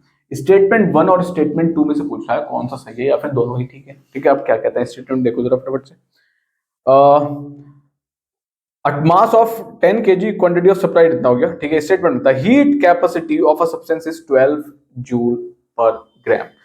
ये कह रहा है कि जो सी है आपके पास वो 12 जूल पर ग्राम है, इतना होना चाहिए। ठीक है, इतना सा बात पूछ रहा है, तो सी निकाल लेते हैं सर पहले फटाफट से। सी का फॉर्मूला क्या है sir, Q upon delta T.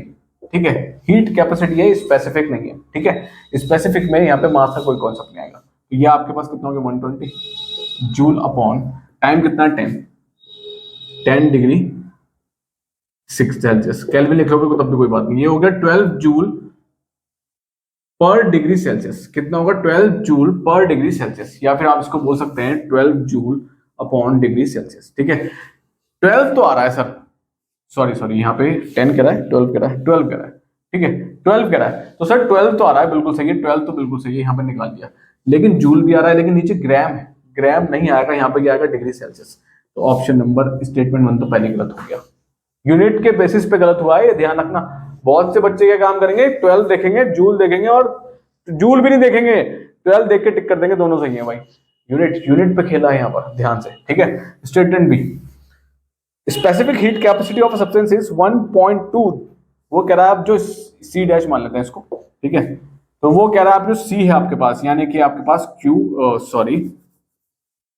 Q is equal to M C delta T है, यानी कि ये वाला जो C है वो आपको बता रहा है कितना है, 1.2 जूल पर ग्राम केल्विन। ठीक है, इसको भी देख लेते हैं फटाफट से कैसे। देखो जी सर, ठीक है, अब हम यहीं पर फॉर्मुला लगाते हैं आपके पास सिंपल सा। C का फॉर्मुला हो गया आपके पास Q upon M into delta T. ठीक है, Q कितना है 120 जूल, यूनिट के साथ लिखोगे तो आसानी पड़ जाएगा।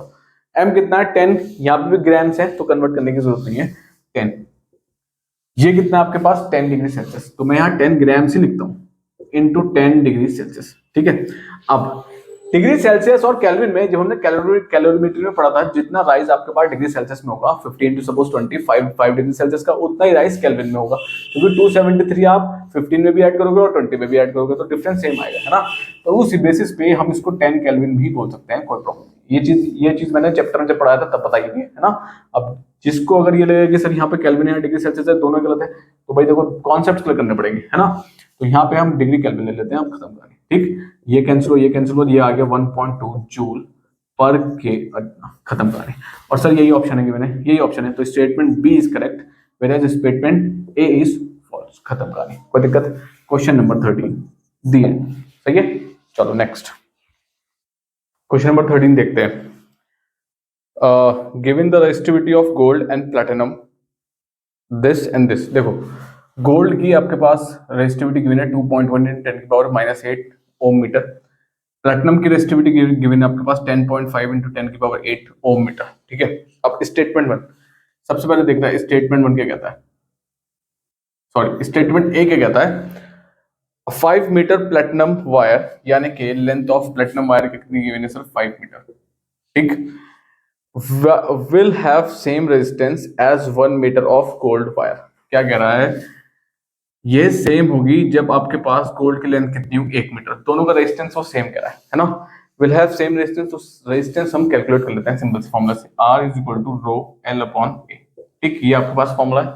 ठीक है, सबसे पहले निकालते हैं सर प्लेटिनम की। ठीक है, तो R of platinum is equal to rho of platinum length of platinum upon area.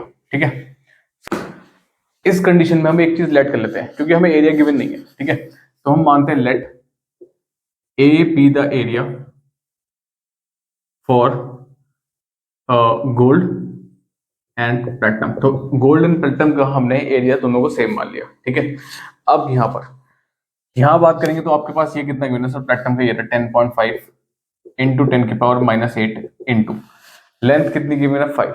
ठीक है, तो ये हो गया आपके इंटू 5 अपॉन ए आ गया, तो ये आ जाएगा कुछ 10 की पावर 8 तो आएगा ही आएगा, अपॉन ए आएगा।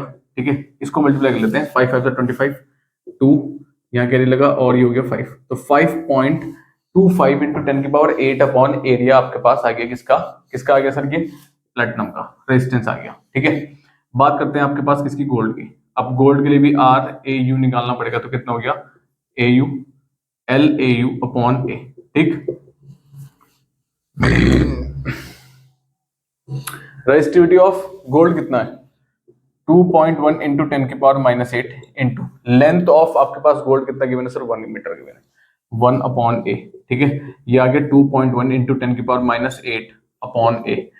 तो अब एक रेजिस्टेंस आपके पास ये वाला आया, ये रहा 5.25 × 10 की पावर -8 अपॉन ए। एक रेजिस्टेंस आपने ये कैलकुलेट कर लिया 2.1 × 10 की पावर -8 अपॉन ए। तो क्या दोनों रेजिस्टेंस सेम है, नहीं बिल्कुल नहीं, तो hence RAU is not equal to RPT। तो सर स्टेटमेंट 1 तो पहले गलत हो गया। ठीक है, स्टेटमेंट 2 पे बात करो, यानी कि स्टेटमेंट बी। अब स्टेटमेंट बी क्या कहता है,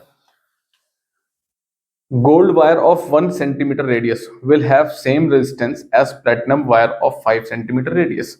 यहां पर एरिया गिवन है। ठीक है, यहां पर क्या गिवन है सर, एरिया गिवन है। ठीक है, तो जब एरिया गिवन है आपके पास, यानी कि ए ऑफ रेडियस गिवन है, सॉरी, तो रेडियस ऑफ AU गिवन है आपके पास कितना,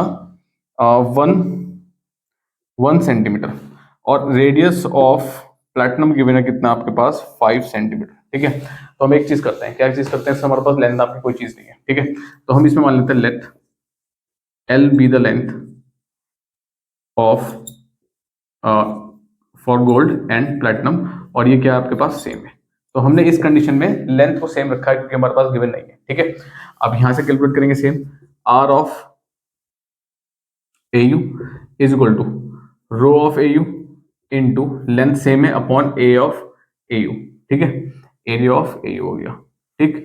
तो यहां से कैलकुलेट कर लो फटाफट से। ये हो गया आपके पास इसका कितना है, इतना 2.1 into 10⁻⁻8 into length upon area कितना है, एरिया का मतलब क्या लगेगा सर, पाई आर स्क्वायर, ठीक है। तो पाई आपके पास यहाँ आ गया इंटू आर कितना है, देखो मेरी बात सामने ध्यान सुनो, ये मीटर में है और ये आपके पास सेंटीमीटर में है, तो कन्वर्ट करना पड़ेगा, ठीक है। तो ये हो जाएगा आपके पास 0.1 मीटर अपॉन 100 कर देंगे, ये आ गया आपके पास 0.1 का होल स्क्वायर। कोई दिक्कत है, ठीक है। एक चीज यहां से बन रही है, अब एक चीज यहां से बनेगी कितनी, यहां से, तो R of platinum is equal to, ये आपके पास प्लेटिनम हो गया इंटू एल हो गया अपॉन एरिया ऑफ प्लेटिनम, ठीक है। ये आ जाएगा कुछ, प्लेटिनम का कितना है 10.5 इंटू लेंथ ही आ गई अपॉन एरिया पाई आर, ये वाला ये कितना हो गया 0.05 मीटर, ठीक है। ये हो गया 0.05 मीटर का होल स्क्वायर, ठीक है। अब एक चीज करते हैं, इसको थोड़ा सा कैलकुलेट कर लेते हैं, सिंपलीफाई कर लेते हैं। देखो अगर मैं क्या काम करता हूँ, यहाँ से इसको कैलकुलेट करता हूँ तो 2.1 इंटू 10⁻⁻8 अपॉन पाई इंटू इसको खोलते हैं तो 0.01 इंटू 0.01, ये दो जीरो हटे, ऊपर आ गया आपके पास 1 2 3 4, कोई दिक्कत है, ठीक है, सही है। तो अब सिर्फ क्या बच रहा है यहाँ पे, इसको देखते हैं पहले, 2.1 तो बच रहा है, ठीक। ये आ जाओ, इस वाले में आ जाओ जरा फटाफट से। अब सर इस वाले में क्या होगा, मैंने कहा इसको खोल लेते हैं, चलो एक बार इसको थोड़ा सा हम एक काम करते हैं, यहाँ खोल लेते हैं, थोड़ा स्पेस बनाना पड़ेगा, है ना। तो 10.5 इंटू एल अपॉन, ये खुलेगा आपके पास पाई इंटू 0.05 इंटू 0.05, यहां से 2 जीरो हटे, इंटू आ गया आपके पास 4 जीरो ही आ गए, ठीक है, कोई दिक्कत है। अब एक चीज ध्यान रखो, ये यहां से अगर आपके पास कैंसिल करना है इसको, एक और पॉइंट हटा दें तो एक जीरो और आ गया, 5 से गया ये कितना 21 टाइम्स, फिर अब यहां बच रहा है आपके पास 21/5 इंटू 8 यहां पर है, ये हो जाएगा आपके पास 10⁻⁻8 इंटू 10⁻4, ठीक, कोई दिक्कत। थोड़ा सा स्पेस कम हो गया है ना। अब यहाँ पे ध्यान दो कि सर यहाँ पर तो 2.1 बच रहा था, मैंने कहा बिल्कुल सही बचा था, 2.1 बच रहा था, ठीक है। अगर सर हम यहाँ से एक पॉइंट नहीं हटाते हैं, ठीक है, इसको यहीं छोड़ देते हैं, खत्म कर देते हैं, तो एक ये आ गया पॉइंट, यहाँ पे 2.1/5 बच रहा है, बाकी सारी चीजें सेम है, यहाँ बच रहा है 2.1, तो क्या ये दोनों सेम होंगे। इस कंडीशन में भी आपके पास resistance of AU is not equal to resistance of PD, ठीक है। तो दोनों ही स्टेटमेंट हमारे हिसाब से क्या हो जाते हैं, गलत, कोई दिक्कत, ठीक है। अब ऑप्शंस में देख लें एक बार क्या कहता है, तो ऑप्शन पे सीधा कहता है only statement A is correct, only B is correct, both A and B are correct, both A and B are incorrect. Simple सा आंसर है both A and B are incorrect. इस तरीके से कैलकुलेट करना है, ठीक है। क्वेश्चन नंबर 13 सही है। क्वेश्चन नंबर 14 पे बात करते हैं। Assertion reasoning. Assertion. A switch will serve the purpose of making and breaking the circuit when it is connected to neutral wire, ठीक है। देखो जी, assertion कहता है कि आपके पास स्विच का काम है आपके पास ऑन एंड ऑफ करना, ठीक है, कनेक्टिंग और डिस्कनेक्टिंग द सर्किट, ठीक, irrespective it is connected to neutral wire, ठीक है। अब देखो स्विच हमेशा जनरली कहां कनेक्ट होना चाहिए, लाइव वायर में, मोस्ट प्रोबेबली लाइव वायर में, ठीक है। But if it is connected to, ठीक है, but if it is connected to neutral wire, देखो सिंपल सी बात, स्विच का सिर्फ काम क्या है, ऑन एंड ऑफ करना, इररिस्पेक्टिव ऑफ ये लाइव वायर से कनेक्ट हो या फिर आपके पास किससे कनेक्टेड हो, न्यूट्रल वायर से कनेक्टेड हो, ठीक है। क्यों, न्यूट्रल वायर आपके पास फीडबैक लेके जाएगा, अगर उसमें स्विच ऑफ है तो सर्किट कंप्लीट नहीं होने वाला, ठीक है। तो सिंपल सी बात है, असर्शन तो सही कह रहा है, ठीक है। रीजन क्या कहता है, देखो रीजन क्या कह रहा है, neutral wire is at zero potential, बिल्कुल सही है। न्यूट्रल वायर आपके पास जीरो पोटेंशियल पे होता है, ठीक है, ये जीरो पोटेंशियल पे है, ये जब हमने चैप्टर पढ़ा था तो उसमें हमने डिस्कस किया था क्या है, ठीक है। तो न्यूट्रल वायर जीरो पोटेंशियल पे रहेगा, बिल्कुल रहेगा सर, लेकिन इसका मतलब ये नहीं है कि सर न्यूट्रल वायर का जीरो पोटेंशियल पे होने से इसका कोई मतलब नहीं है कि ये स्विच को भी, स्विच का इफेक्ट, स्विच के जो फंक्शन है उसको इफेक्ट करे, बिल्कुल नहीं। इसके इररिस्पेक्टिव अगर ये जीरो पोटेंशियल पे है, स्विच का काम वही रहेगा, क्या रहेगा सर, ऑन एंड ऑफ करना, ठीक है, सही है। तो ठीक, तो यानी कि देखो सिंपल, रीजन भी ठीक है, रीजन अगर मैं बात करूं न्यूट्रल वायर जीरो पोटेंशियल रहेगा, बिल्कुल ठीक है, लेकिन लेकिन लेकिन अगर मैं कहूं कि रीजन इसका ये है, गलत है, बिल्कुल गलत है, ठीक है।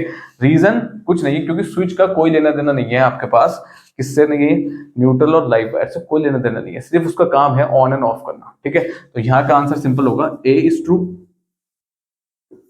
आर इज ट्रू, ठीक है, but R is not a correct explanation of A, ठीक है, R is not a correct explanation of A, R correct explanation नहीं है असर्शन का, ठीक, दोनों इंडिविजुअली काम कर रहे हैं और स्विच अपना ऑन एंड ऑफ काम करता है, उससे कोई मतलब नहीं है कहाँ लगाए कहाँ नहीं लगाए, लाइव में लगाए तो, न्यूट्रल में लगाए तो, और उसको इससे भी कोई लेना देना नहीं है कि न्यूट्रल वायर जीरो पोटेंशियल पे है या नहीं, कोई दिक्कत, ठीक है। क्वेश्चन नंबर 15, क्वेश्चन नंबर 15 दो डायग्राम्स के मैंने आपके पास, ठीक है, ए बी, और ये आपके पास क्या हो गया सर, सॉफ्ट आयरन हो गया, ठीक, ऐसे यहाँ पे ये वाला क्या हो गया सर, सॉफ्ट आयरन हो गया, ठीक है।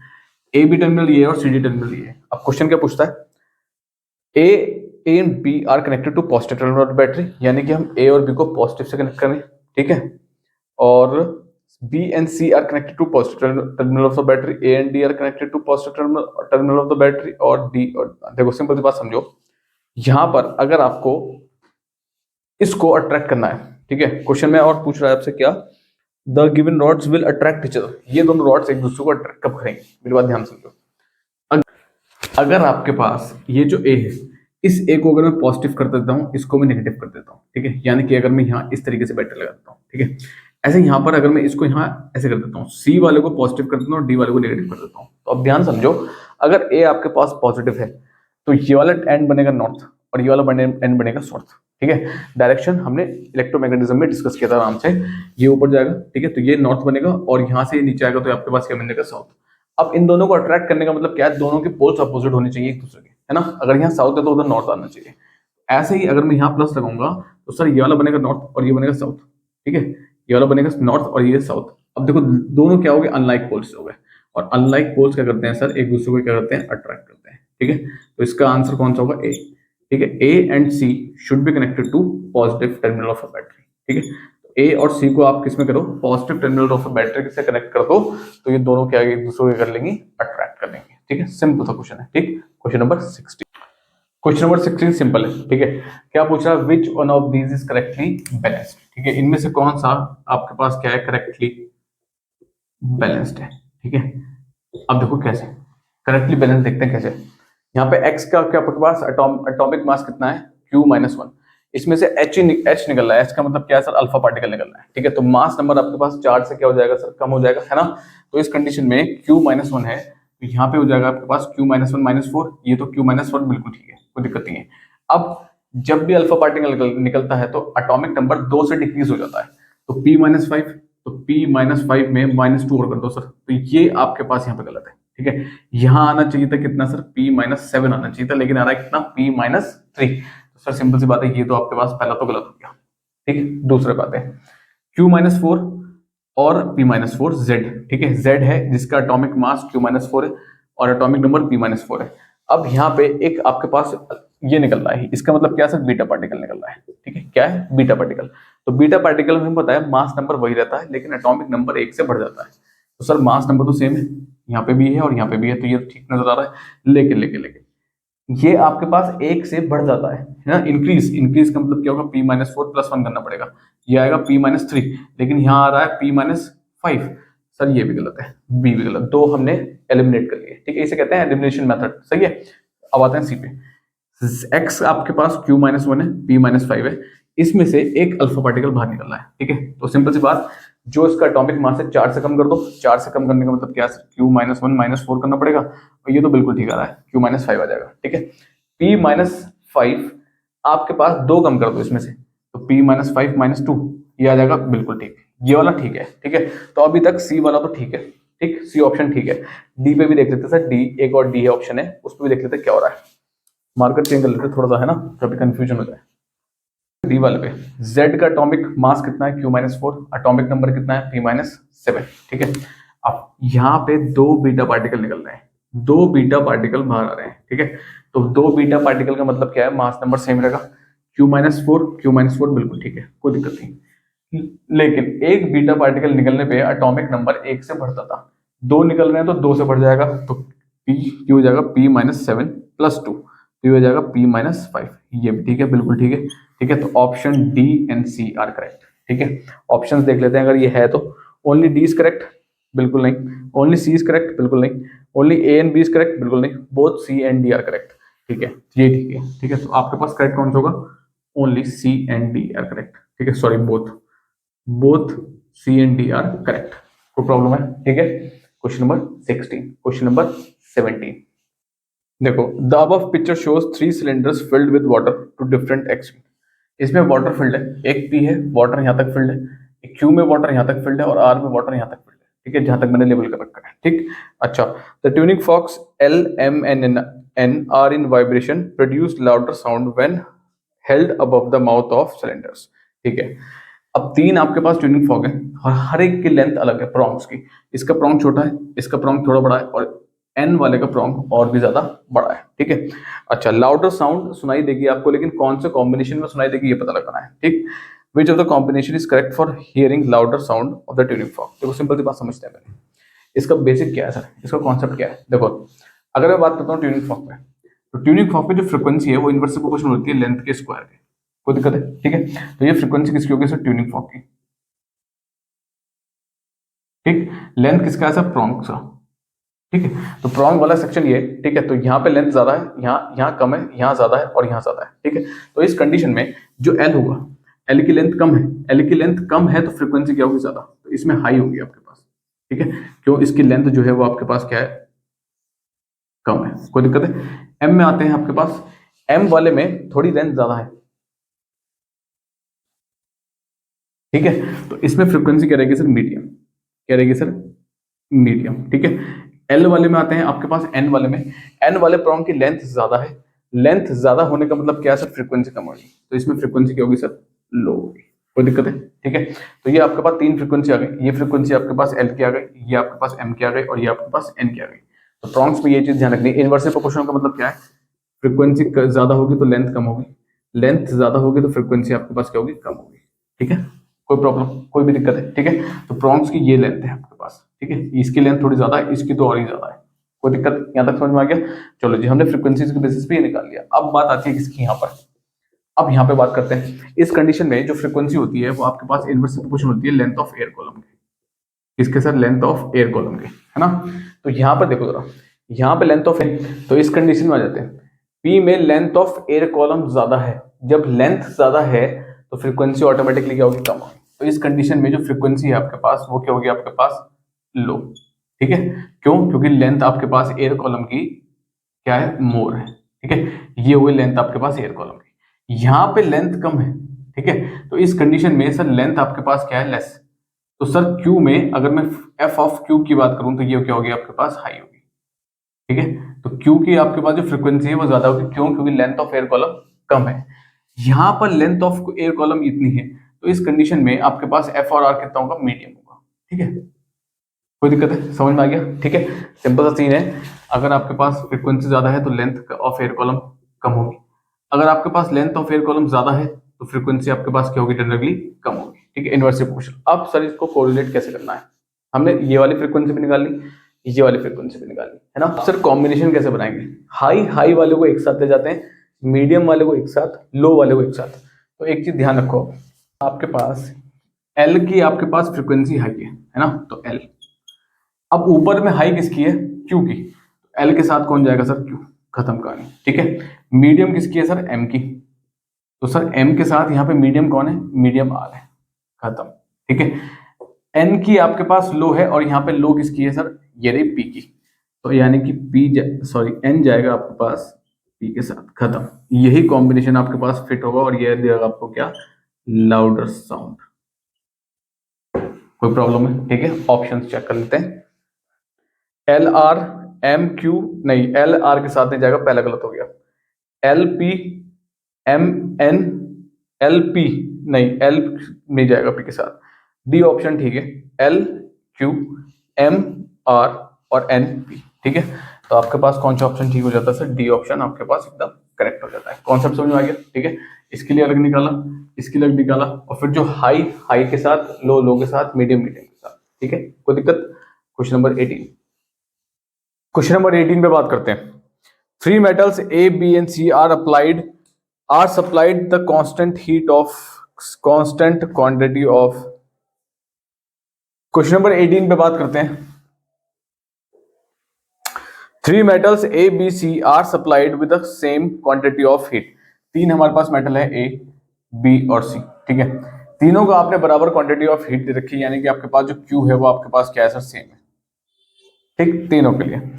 अच्छा, their masses are in the ratio 2:3:4। इनका जो मासेस का रेशियो है वो आपके पास कितना है? 2:3:4। ठीक है, तो ये आपके पास एम ए हो गया, एम बी हो गया, और आपके पास एम सी हो गया। ठीक, चलो जी। In show the same rise in temperature, यानी कि आपके पास डेल्टा टी बी आपके पास क्या है सर? सेम है इसके लिए। ठीक है, then the ratio of their thermal capacities will be. Thermal capacities का जो रेशियो है वो कितना होना चाहिए, है ना? अगर मैं यहाँ पे थर्मल कैपेसिटीज का रेशियो निकालता हूं यहाँ पर, ठीक है, तो एक चीज ध्यान समझो, क्या Q is equal to M C delta T होता है। ठीक है, अगर मैं एक काम करता हूं, हमारे पास Q और T सेम है, तो इन दोनों को एक साथ दे आओ, Q upon delta T is equal to M C, खत्म कहानी।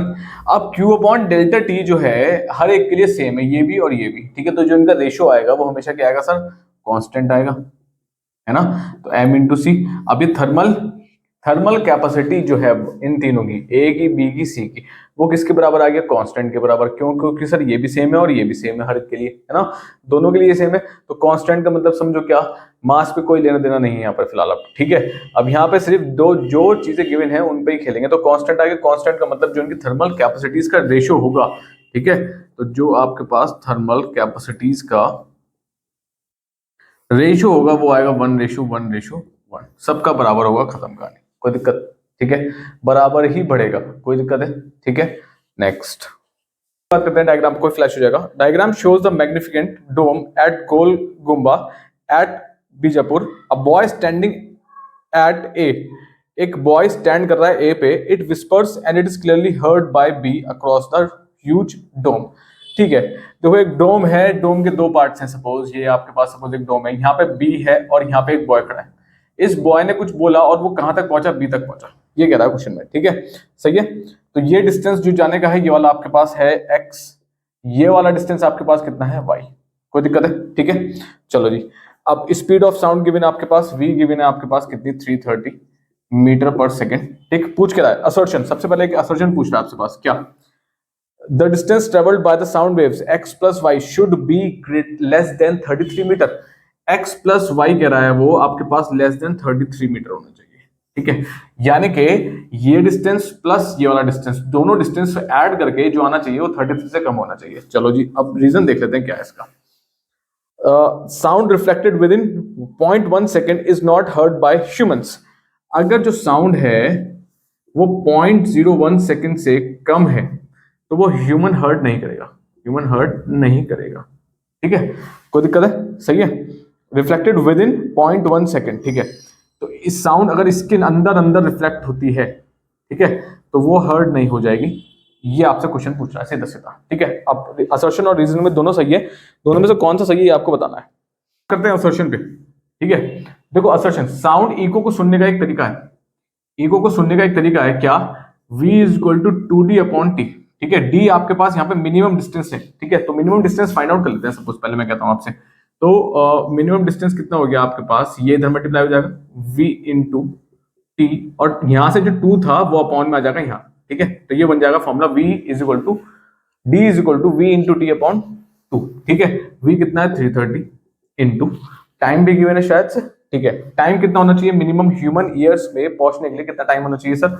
जब तक ओरिजिनल साउंड सीड हो जाए 0.1 सेकंड अपॉन 2 कर देंगे। ठीक है, यहाँ से 0 होता है, ये कैंसिल हो गया, ये आ गया आपके पास 16.5। ठीक है, इतना आपके पास मिनिमम डिस्टेंस होना चाहिए। ठीक, तो कहने का मतलब क्या है? अब जब मिनिमम डिस्टेंस इतना है तो सर ये कुछ इस तरीके से हो सकता है, जो मिनिमम डिस्टेंस है और आपके पास 2d ही मिनिमम डिस्टेंस है। ठीक है, ये हमने मिनिमम d निकाल लिया, 2d आपके पास मिनिमम डिस्टेंस है, जिसमें कि x प्लस y भी तो डिस्टेंस है a से b तक, और ये अगर इधर है तो इधर, ये पूरा डोम का एक एक रिफ्लेक्ट होगी साउंड, तो पूरा का कैलकुलेट कर रखा है। सपोज यहाँ से रिफ्लेक्ट होगी यहाँ चलेगी, तो x प्लस वाई हो गया तो टोटल डिस्टेंस, तो ये हो गया आपके पास x प्लस वाई के बराबर, ठीक है। अब d कितना सर, d है आपके पास 16.5 is equal to x plus Y, तो यहां से आ जाता है 33 should be equal to x plus Y, है ना। अब इक्वल टू आ रहा है लेकिन यहाँ पे गिवन है लेस देन, ठीक है, लेस देन। भाई देखो एक चीज हो सकती है कि ये जो x प्लस वाई है ये इक्वल टू हो सकता है, और आपके पास ये जो डिस्टेंस है यहाँ पर, ये जो डिस्टेंस है वो सुनने के लिए ग्रेटर होना चाहिए किससे, 33 मीटर से। लेस देन होगा तो आवाज सुनाई नहीं देगी, लेस देन होगा तो आपको इको सुनाई नहीं देगी। तो कंडीशन ये होनी चाहिए थी, इक्वल टू भी हो सकता है और ग्रेटर देन भी हो सकता है, लेकिन यहाँ पे गिवन है क्या, लेस देन, ठीक है। तो एक चीज समझ में आ रही है, असर्शन तो बिल्कुल गलत है sir, assertion is false. Reason पे आते हैं, साउंड अगर 0.1 सेकंड के साथ रिफ्लेक्ट हो रही है विद इन, तो ह्यूमन उसको नहीं सुन सकता, है ना। लेकिन अगर 1.1 सेकंड के ओरिजिनल साउंड पहुंचने के बाद 0.1 सेकंड बाद इको सुन सकते हैं, बिल्कुल सुन सकते हैं, है ना। तो वो कह रहा है it is not heard, not heard का मतलब क्या है भाई, रीजन तो ठीक है, बिल्कुल ठीक है। 0.1 सेकंड तक आवाज हमारे ईयर्स में रुकती है, ठीक है, उसके बाद ही नई आवाज हमें सुनाई देगी। अगर ठीक है, तो ये तो ठीक है। अगर विद इन होगा, विद इन का मतलब इससे 0.1 सेकंड से कम के टाइम में होगा, तो आवाज सुनाई नहीं, दोनों मिक्सअप हो जाएंगी, कुछ नहीं होगा, ठीक है। तो यानी कि रिफ्लेक्टेड साउंड अगर विद इन है 0.1 सेकंड के तो नॉट हर्ड होगी, बिल्कुल ठीक है, ये वाली कंडीशन ठीक है। तो रीजन इज ट्रू, बस असर्शन इज फॉल्स, ठीक है। क्योंकि क्या होता है, जब ओरिजिनल साउंड आती है तो 0.1 सेकंड तक हमारे कान में वो रुकती है, उसके बाद वो सीज हो जाती है ना, खत्म हो जाती है, उसके बाद दूसरी आती है। लेकिन अगर 0.1 सेकंड के अंदर ही आ रही है तो भाई आप डिस्टिंक्शन नहीं कर पाओगे कौन सी किसकी है कौन सी किसकी है ना, तो वो मिक्सअप हो जाएगी, ठीक है। तो यहां पर होगा आपके पास assertion is false, reason is true, खत्म, कोई दिक्कत।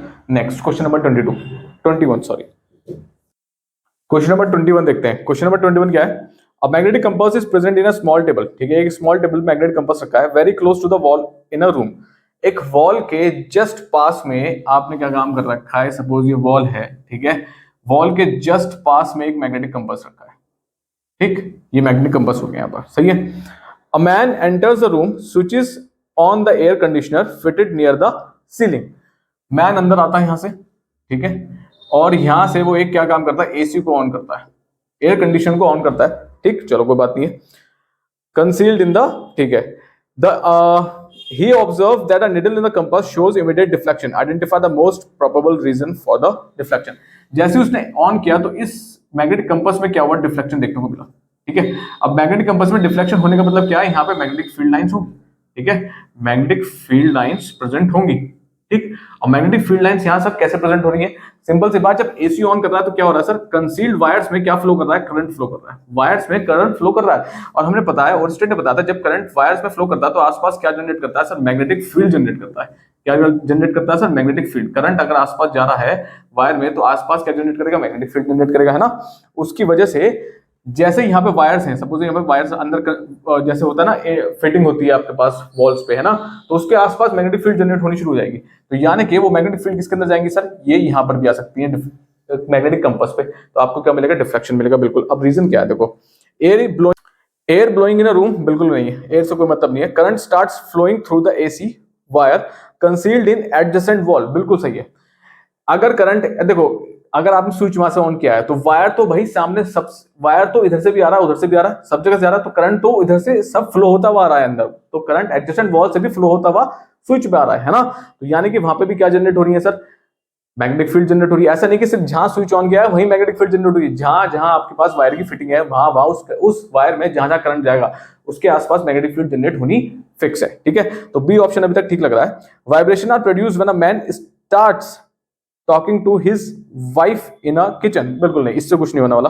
Vibrations are produced due to file in his hand to feel on the ground, बिल्कुल नहीं। तो ऑप्शन बी आपके पास सही है, ठीक है। करंट इंड्यूस हो जाएगा आपके पास एडजेसेंट वॉल्स में। इंड्यूस भी क्या कह सकते हैं, करंट तो ऑलरेडी फ्लो हो रहा है, यानी कि ऐसा नहीं कि फिटिंग यहीं से है, भाई फिटिंग तो यहां से भी है ना, तो यहां से अगर आपके पास यहां से उसने ऑन किया है तो फिटिंग तो यहां जा रही है, तो करंट तो भाई सब में फ्लो कर रहा है, और जैसे करंट फ्लो करेगा यहाँ पर करंट फ्लो करेगा, उसका मैग्नेटिक कंपास में क्या हो जाएगा, डिफ्लेक्शन, क्योंकि वायर के आसपास क्या जनरेट होंगे, एकदम से मैग्नेटिक फील्ड लाइन जनरेट होंगे। कोई दिक्कत है, तो आपके पास बी ऑप्शन करेक्ट है, ठीक है। 22 two substances A and B have same mass, दो सब्सटेंसेस आपके पास ए और बी है, दोनों का मास सेम है। सपोज मैं कहता हूं इसका भी एम है और इसका भी एम है, ठीक है। Substances A has higher specific heat capacity than B, यानी कि सी ऑफ ए आपके पास ज्यादा है सी ऑफ बी से, ठीक, सही है। चलो आगे बढ़ते हैं। What consequences would you expect when these substances are subjected to same amount of heat energy? अगर हम इसको भी Q देते हैं और सर इसको भी Q देते हैं तो आपको क्या मिल सकता है, अब वो देखते हैं, ठीक है। ऑप्शंस पढ़ लेते हैं फटाफट से। Substance A will experience a smaller temperature change than substance B। देखो सिंपल सी बात, एक चीज यहाँ समझ लेते पहले, जिसकी स्पेसिफिक हीट कैपेसिटी मोर है, ठीक है, तो उसको वो ना, जिसकी ज्यादा है ना तो वो जल्दी से हीट अप होगा ना ही जल्दी से कूल डाउन होगा, है ना। इसको ज्यादा टेम्परेचर चाहिए होगा इन ऑर्डर टू राइज, ठीक है, तो इसको हाई टेम्परेचर चाहिए होगा। तो एक चीज चलो मैं तो जिसका ज्यादा है वो समझो, ये समझो, it will not gain heat quickly nor lose heat quickly, ना तो वो जल्दी से हीट गेन करेगा और ना ही वो जल्दी से हीट लॉस करेगा। इतनी बात समझ में आ गई। जिसका आपके पास स्पेसिफिक हीट कैपेसिटी लेस है तो ये एकदम क्विकली काम करेगा। एकदम से इसमें क्या मिलेगा आपको, क्विकली का मतलब क्या होगा, राइज इन टेम्परेचर आपको देखने को मिलेगा, ठीक है। राइज इन टेम्परेचर इसमें क्या होगा, मोर होगा एकदम से, ठीक है। इस वाले में राइज इन टेम्परेचर आपके पास क्या होगा, लेस होगा एकदम से, ठीक है, क्या होगा, लेस होगा, ठीक, कोई दिक्कत है, सिंपल सा कंडीशन है। लेस है तो एकदम से हीट क्विकली लेगा तो एकदम से राइज इन टेम्परेचर हो जाएगा। अब ऑप्शन देख लेते हैं। Substance A will experience a smaller change in than B, बिल्कुल सही कह रहा है, ये तो अभी तक सही है। सब्सटेंस ए में जो आपके पास है वो कम होगा किससे, सब्सटेंस बी से। क्या होगा सर, टेम्परेचर चेंज, ठीक है, ये तो बिल्कुल सही है, हमने देख लिया। इसमें राइज इन टेम्परेचर आपके पास लेस होगा, इसमें राइज इन टेम्परेचर आपके पास मोर होगा, तो बिल्कुल सही है। सब्सटेंस ए का जो राइज इन टेम्परेचर है वो कम होगा, चेंज इन टेम्परेचर, और सब्सटेंस बी में क्या होगा, राइज इन टेम्परेचर ज्यादा होगा, ठीक है। बी ऑप्शन देखते हैं, कभी और मल्टीपल निकल जाए। Substance B will experience larger temperature change in B, नहीं बिल्कुल नहीं, बी वाला ऑप्शन एकदम गलत है, लार्जर टेम्परेचर नहीं होने वाला इसमें, ठीक है। कहने का मतलब ये कह रहा है कि अगर आपके पास सपोज 15 डिग्री सेल्सियस है तो ये एकदम से भाई 40 डिग्री सेल्सियस पहुंच जाएगा, भाई एकदम से नहीं पहुंचेगा, ये 15 से पहुंचेगा पहले आराम से, कितना सपोज 20 पहुंचा आराम से, इतना चेंज होगा। लेकिन ये वाला जो है, अगर ये मैं कह रहा हूँ 15 डिग्री सेल्सियस पे है, ये एकदम से पहुंच जाएगा 40 डिग्री सेल्सियस पे, क्यों, क्योंकि स्पेसिफिक हीट कैपेसिटी क्या है, लेस है, कोई दिक्कत है, ठीक है। तो इसमें चेंज इन टेम्परेचर ज्यादा मिलेगा, इसमें नहीं मिलेगा इतना, ठीक। C option, both substances will experience same temperature change, बिल्कुल नहीं। जब दोनों की स्पेसिफिक हीट कैपेसिटी ही चेंज है, एक की ज्यादा है एक की कम है, तो सी ऑप्शन तो गलत होगा, दोनों में बराबर नहीं होगा, डी ऑप्शन, ठीक। Either of them can show a greater change in temperature as temperature change depends on factors other than specific heat capacity. भाई देखो सिंपल सा फॉर्मूला है आपके पास, Q is equal to M C delta T, ठीक है, ये आपने फिक्स कर दिया, मास आप दोनों का सेम है, तो सिर्फ बच क्या रहे हैं, यही दो बच रहे हैं, और specific heat capacity inversely proportional है डेल्टा टी के, तो और कोई फैक्टर बचता ही नहीं है। ये दोनों तो आपने सेम कर दिया ना भाई, ये दोनों आपने सेम कर दिया। अगर ये आप सेम नहीं करते तो कुछ चीजें हो सकती थी, हाँ भाई मास पे भी डिपेंडेंट हो सकता था, लेकिन आपने दोनों ही चीजें क्या कर दी है, सेम कर दी है, इसके लिए भी और उसके लिए भी, है ना। क्यू भी सेम इसको दे रहे हैं, क्यू भी इसको सेम दे रहे हैं, एम भी सेम है, एम भी सेम है, तो और कौन सा फैक्टर बचता है, सिर्फ टेम्परेचर बचता है, तो यानी कि ऑप्शन डी भी गलत हो जाएगा, और आपने कुछ ऑप्शन छोड़ा ही नहीं है, ठीक है, खत्म कहानी, ठीक। क्वेश्चन नंबर 23 समझ में आ गया। Question number 23, student traces a light of रे of light through a glass prism for different angles of incidence, ठीक है, एक डिफरेंट एंगल्स ऑफ इंसिडेंस बनाया उसने एक ग्लास प्रिज्म के थ्रू, और उसने कुछ चीजें ऑब्जर्व करी, ठीक है। He analyses each diagram and draw the conclusion, ठीक है। On entering the prism the light ray bends towards its base, बिल्कुल ठीक है, कोई दिक्कत नहीं है। अगर वो आपसे कहता हूं कि आपके पास डिफरेंट एंगल्स ऑफ इंसिडेंस, अगर ये लाइट यहाँ से आ रही है, ठीक है, ये नॉर्मल हो गया, ठीक है, ये एंगल ऑफ इंसिडेंस हो गया, तो ये कहाँ बेंड होती है सर, टुवर्ड्स नॉर्मल बेंड होती है, थोड़ा सा नीचे आ जाती है, जाने इसको ऐसा था लेकिन गई इधर को, तो ये इतना क्या हो गई, बेंड हो गई, ठीक है। तो पहला ऑप्शन तो अभी तक ठीक है, कोई दिक्कत नहीं है, सही। B,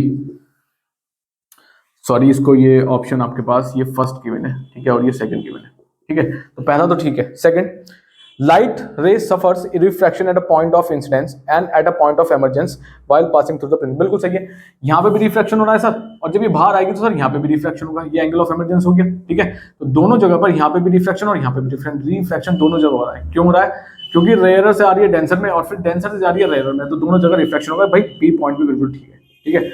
C, an emergent ray bends at a certain angle at a direction of incident ray, बिल्कुल ठीक है। डायरेक्शन ऑफ इंसिडेंट का मतलब समझो, इसका डायरेक्शन ऐसा है, इसका भी डायरेक्शन ऐसा ही है, नीचे की तरफ, ये इधर जा रहा है, तो ये towards direction of angle of incidence की तरफ ही बेंड हो जाता है, सिर्फ एरो अलग है, बाकी तो सब सेम है। अगर मैं एरो उल्टे कर दूंगा तो यही इमर्जेंट रे बन जाएगी, ये इंसिडेंट रे बन जाएगी, है ना। तो सर सी भी ठीक है, कोई दिक्कत नहीं है। लेकिन अगर फोर्थ की बात करते हैं, फोर्थ में क्या कह रहा है, लास्ट है, while emerging from the prism from the second surface the angle of refraction is less than the angle of incidence at that surface। देखो जी, जब ये बाहर आती है, यहां से बाहर आती है, ये आपके पास हो गया एंगल। अब यहां पर ये जो ई है ना, ये एंगल ऑफ रिफ्रैक्शन है यहां पर, क्योंकि रे बाहर आ रही है, ठीक है। ये जो आपके पास अंदर है, जो हमने डायग्राम में पढ़ा था, ये बन जाएगा I1, ठीक है। सेकंड सरफेस के लिए, सिर्फ सेकंड सरफेस की बात हो रही है ये वाली, ठीक है, सिर्फ सेकंड सरफेस की बात कर रहा है वो, और कुछ नहीं कर रहा है। यानी कि ये आप एंगल ऑफ इंसिडेंस हो गया सेकंड सरफेस के लिए। तो सेकंड सरफेस के लिए जो हमने डेरिवेशन में पढ़ा था, यहाँ पे R2 था, R2 ही आपको बन जाएगा angle of incidence. Angle of incidence बन जाएगा सेकंड सरफेस के लिए R2, ठीक है।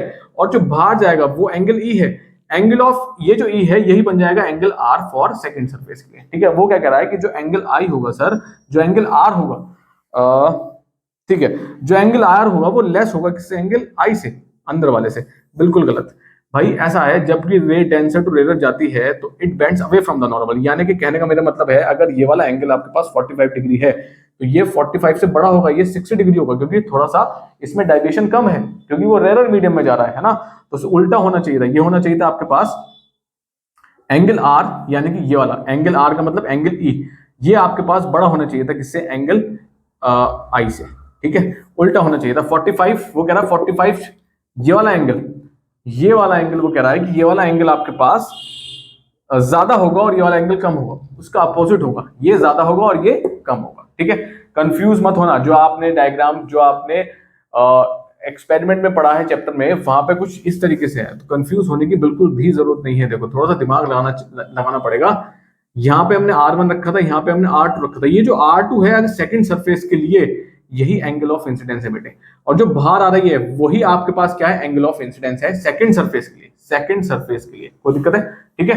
फर्स्ट सरफेस के लिए एंगल I आपके पास एंगल ऑफ इंसिडेंस है, और एंगल R आपके पास क्या है, एंगल ऑफ रिफ्रैक्शन है R। कोई दिक्कत है, ये फर्स्ट सरफेस के लिए, तो थोड़ा सा दिमाग लगाना पड़ेगा, है ना, ठीक है। तो ऑप्शन फोर्थ गलत है, बाकी तीनों सही है। तो आपको ऑप्शन मिल जाएगा 1, 2 और 3, ये ऑप्शन आपके पास करेक्ट होगा, ठीक है। और ये ऑप्शन आपके पास है कौन सा, पहला ही ऑप्शन है आपके पास।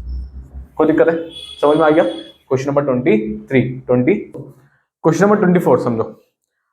अ metal ball is whirled inside a ring placed on a table. एक रिंग है, ठीक है, यानी कि एक रिंग है या अंगूठी है, इसके अबाउट एक मेटल बॉल रखी है इसके अंदर, ठीक। चलो, shown in figure diagram P, ठीक। The Q shows the motion of a ball around the ring is lifted. Q आपके पास क्या है, Q मोशन है जब आपने रिंग को लिफ्ट कर लिया, यानी कि रिंग को आपने हटा लिया है, ठीक है। रिंग को लिफ्ट का मतलब आपने क्या कर दिया, हटा दिया, ठीक है। उस कंडीशन में वो इधर की तरफ जा रहा है, इधर का मतलब क्या हो गया सर, ये आपके पास कुछ इस मोशन में, ठीक है। अब इनमें से चारों में से कौन सा आपके पास है, which of the following diagram shows the correct position of metal ball in a ring when the ring is lifted. इनमें से कौन सा सा डायरेक्शन है जब शो करेगा सही, जब आपने बॉल को लिफ्ट कर लिया है ना। चलो जी देखो, ठीक है, एक बात समझो, यहां पर आपके पास बॉल का मोशन दिख रहा है, ये आपके पास, ये जनरली क्या है सर, क्लॉकवाइज है, क्या है सर, क्लॉकवाइज है, ठीक है। तो ये इस तरीके से घूम रहा है, सही। अब जब आपने इसको हटा दिया है तो सर को ये बॉल एकदम से यहां तो आएगी नहीं, गलत, बिल्कुल गलत। क्लॉकवाइज घूम रहा है ना, तो कायदे से चलता है, तो ये बॉल इधर को नहीं आएगी, पहली बात तो, ठीक है। ये वाला पोर्शन आपके पास राइट साइड हो गई, ये वाली पोर्शन आपके पास लेफ्ट साइड हो गई, ठीक है। तो भाई ये बॉल यहां से यहां नहीं आएगी फिलहाल। अभी बी पे आते हैं, ये बॉल यहां पे और ये बॉल यहां पे आ जाएगी, ठीक है। भाई ये भी गलत है, ऐसा नहीं होगा, एक जगह नहीं रोकी जाएगी। सी आते हैं, ठीक है। बी पे आते हैं, अब ये बॉल यहां पे है, सपोज ये बॉल यहां पे है, आपने रिंग को हटाया, डायरेक्शन क्या है, क्लॉकवाइज। क्लॉकवाइज का मतलब ये आगे की तरफ जाएगा, आगे की तरफ मतलब थोड़ा सा यहां आएगा, बिल्कुल सही है। बी ऑप्शन ठीक नजर आ रहा है, बिल्कुल सही है। राइट साइड पे शिफ्ट हो रहा है बॉल के, इधर आपके पास लेफ्ट साइड है, इधर राइट है, तो राइट पे क्लॉकवाइज का मतलब राइट साइड पे जाएगा, ठीक है। एक चीज समझ ली है, अगर कोई भी चीज घूमती है तो वेलोसिटी उसके क्या लगती है सर, टेंजेंशियल लगती है। वेलोसिटी टेंजेंशियल लगती है किसी भी चीज के, ठीक है। कोई दिक्कत है, सही है। अच्छा नेक्स्ट सी, इधर से ये लेफ्ट साइड पे नहीं आएगा, यानी कि बॉल यहाँ है और ये कहाँ जा रहा है, ऐसा लेफ्ट साइड पे। लेफ्ट साइड पे तो बिल्कुल नहीं आएगा, लेफ्ट साइड पे तब आएगा जब एंटी क्लॉकवाइज होगा। गलत हो गया मामला। डी, डी पे एकदम से ये कहाँ पहुंच गया, यहाँ पर। यहाँ से यहाँ पर एकदम से नहीं पहुंचेगा सर, ये पहले राइट साइड बढ़ेगा, हल्के हल्के हल्के फिर जाएगा, तो ये भी गलत है। सही ऑप्शन आपको कौन सा नजर आ रहा है इस टाइम? B, correct. ठीक है, कोई दिक्कत है? क्वेश्चन नंबर 25, असर्शन और रीजनिंग पे है। तो असर्शन क्या कहता है, देखो, sometimes the sky appears reddish in the evening. ठीक है, चलो कोई बात नहीं है, जो स्काई है वो आपके पास रेडिश नजर आती है आपके पास इवनिंग में। ठीक है, तो ये सिंपल सी चीज आपने उसने कही है आपसे, कोई बात नहीं है। रीजन देख लेते हैं, रीजन है क्या इसका, है ना। Red belongs to longer wavelength, चलो ये भी ठीक है, जो रेड है उसका जो वेवलेंथ है वो ज्यादा है, बिल्कुल ठीक। Scatter more than the other colours, अब यहाँ पे चीजें गलत है। ठीक है, ये कह रहा है स्कैटर होगा ये मोर। ठीक, तो देखो सिंपल सी बात समझो, जिसकी वेवलेंथ ज्यादा है वो स्कैटर मोर नहीं होगा बेटे, वो क्या होगा, लेस होगा।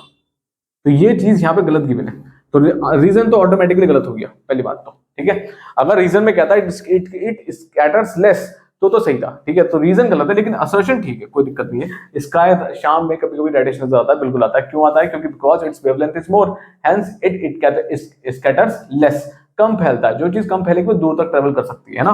तो assertion is true but R is false, खत्म, कोई दिक्कत है? ठीक है, question number 26 assertion when a displacement is zero, वो कह रहा है जब डिस्प्लेसमेंट जीरो है, असर्शन में डिस्प्लेसमेंट जीरो है, then the work done is zero, W will be zero. अच्छा, so if the work done is zero then it necessarily means displacement is zero. तो अगर वर्क डन जीरो है तो it necessarily means, इसका मतलब simple सा है कि आपके पास डिस्प्लेसमेंट क्या है, आपके पास जीरो है। ठीक है, अगर वर्क डन जीरो है तो यानी कि मतलब सिर्फ एक ही है कि डिस्प्लेसमेंट जीरो है। तो सबसे पहले इसको ही देख लेते हैं, W is equal to F S cos theta, नीचे कर लेते हैं यार, चलो W is equal to F S cos theta. अगर ये जीरो है तो W जीरो है, चलो बात समझ में आ रही है, एक चीज तो सही हो गई। ठीक है, लेकिन सर क्या यही रीजन होगा कि आपके पास सिर्फ डिस्प्लेसमेंट जीरो होने पे ही वर्क डन जीरो होगा? बिल्कुल नहीं, बिल्कुल नहीं। थीटा भी तो 90 डिग्री हो सकता है, तो W क्या हो गया आपके पास, एफ एस कॉस 90। यहाँ पे ये जीरो नहीं है, यहाँ पे displacement not equal to zero है उस कंडीशन में, लेकिन ये जीरो हो जाएगा, तो W कितना हो गया, जीरो। तो सर एक कंडीशन नहीं है जहां पर डिस्प्लेसमेंट, जहां पे वर्क डन जीरो होगा, डिस्प्लेसमेंट जीरो होने पर वर्क डन जीरो होगा, बिल्कुल होगा। लेकिन एक और कंडीशन है, जब थीटा क्या होगा आपके पास, 90 डिग्री होगा। एक और कंडीशन आ सकती है, अगर F4C जीरो हो तो डिस्प्लेसमेंट नाम की कोई चीज नहीं होगी, है ना। तो तीन कंडीशन यहाँ बन सकती है, लेकिन वो कह रहा है नेसेसरली यही है बस खाली, है ना। तो ये असर्शन क्या हो जाता है, गलत। ठीक है, तो वो कहता है तो नेसेसरली यही कंडीशन बता रहा है, ये तो गलत है। एक कंडीशन नहीं है, ये कंडीशन नहीं होगी, ये भी हो सकती है, ये भी हो सकती है और ये भी हो सकती है। ठीक है, तो असर्शन तो पहले ही देखते गलत हो गया, reason. Work done is calculated by the relationship W is equal to F S cos theta. Work done आप निकालते हैं एफ एस कॉस थीटा से, है ना भाई, बिल्कुल ठीक है, ये ठीक है। ठीक है, तो assertion is false and reason is true, खत्म, खत्म। ठीक है, क्वेश्चन नंबर 27। ठीक है, which of the following statement is correct? Frequency of a stretched string is, आपके चैप्टर में एक फॉर्मूला गिवन है, 1/f, सॉरी, आपके चैप्टर में क्वेश्चन एक फ्रीक्वेंसी ऑफ स्ट्रेच्ड स्ट्रिंग का एक फॉर्मूला गिवन है, F is equal to 1/2L under root T upon refractive index mu. ठीक है, ये फॉर्मूला ध्यान रखना, फ्रीक्वेंसी ऑफ स्ट्रेच्ड स्ट्रिंग का। ठीक है, स्ट्रेच्ड हो स्ट्रिंग। ठीक है, अब ऑप्शन 1 देखते हैं, directly proportional to the length but inversely proportional to the tension of a wire, बिल्कुल ठीक है। फ्रीक्वेंसी यहां से गलत, वो कह रहा है डायरेक्टली प्रोपोर्शनल है और इनवर्सली प्रोपोर्शनल है किसके, 1/Δt के। भाई ये तो बिल्कुल गलत है।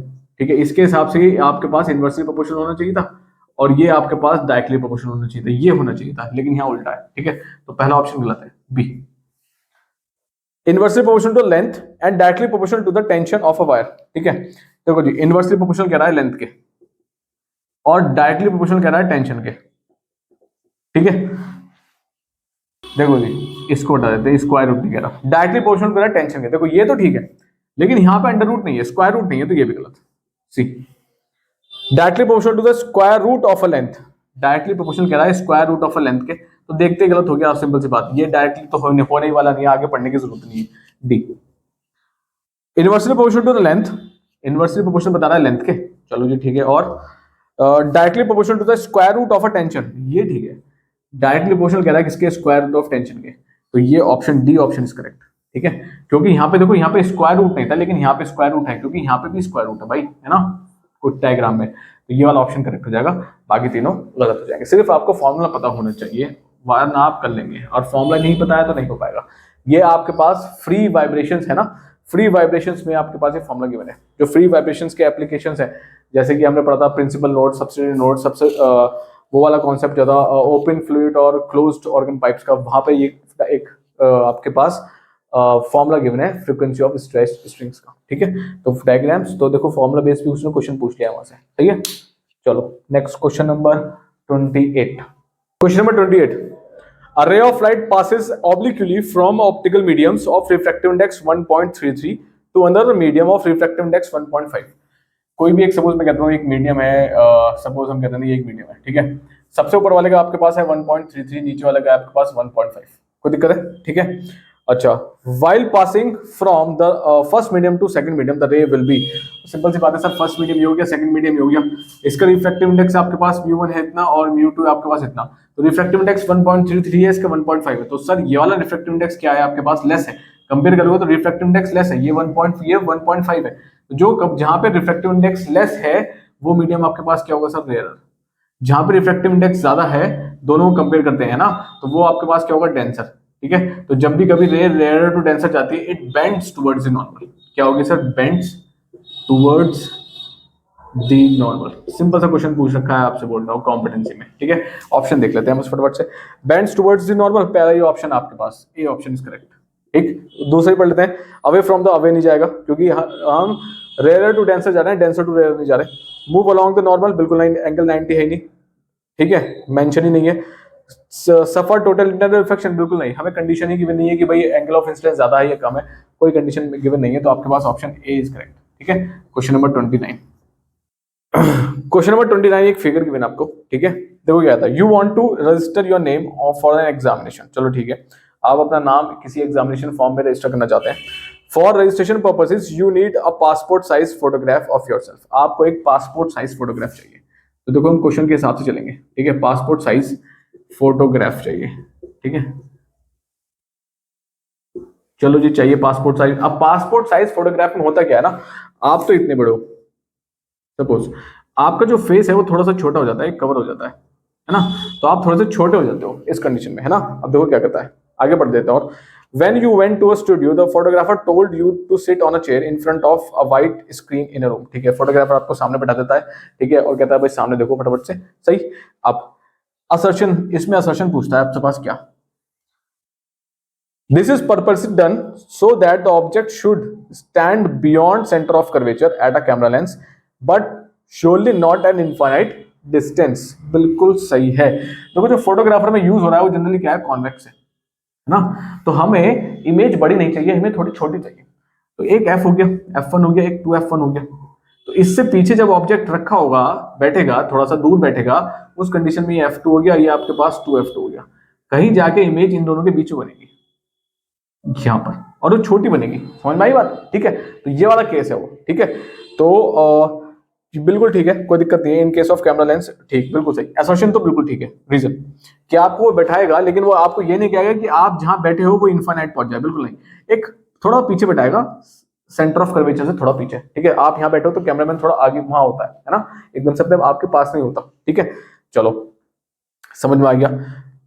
Reason, the characteristics of image formed that are taken as on the screen, the characteristics of an image formed are that it can be taken on the screen and is also diminished in size, बिल्कुल ठीक है, छोटी बनती है, diminished बनती है, बिल्कुल सही बनती है, ठीक है। तो both assertion and reason are true and reason is a correct explanation of A, खत्म का, ठीक है।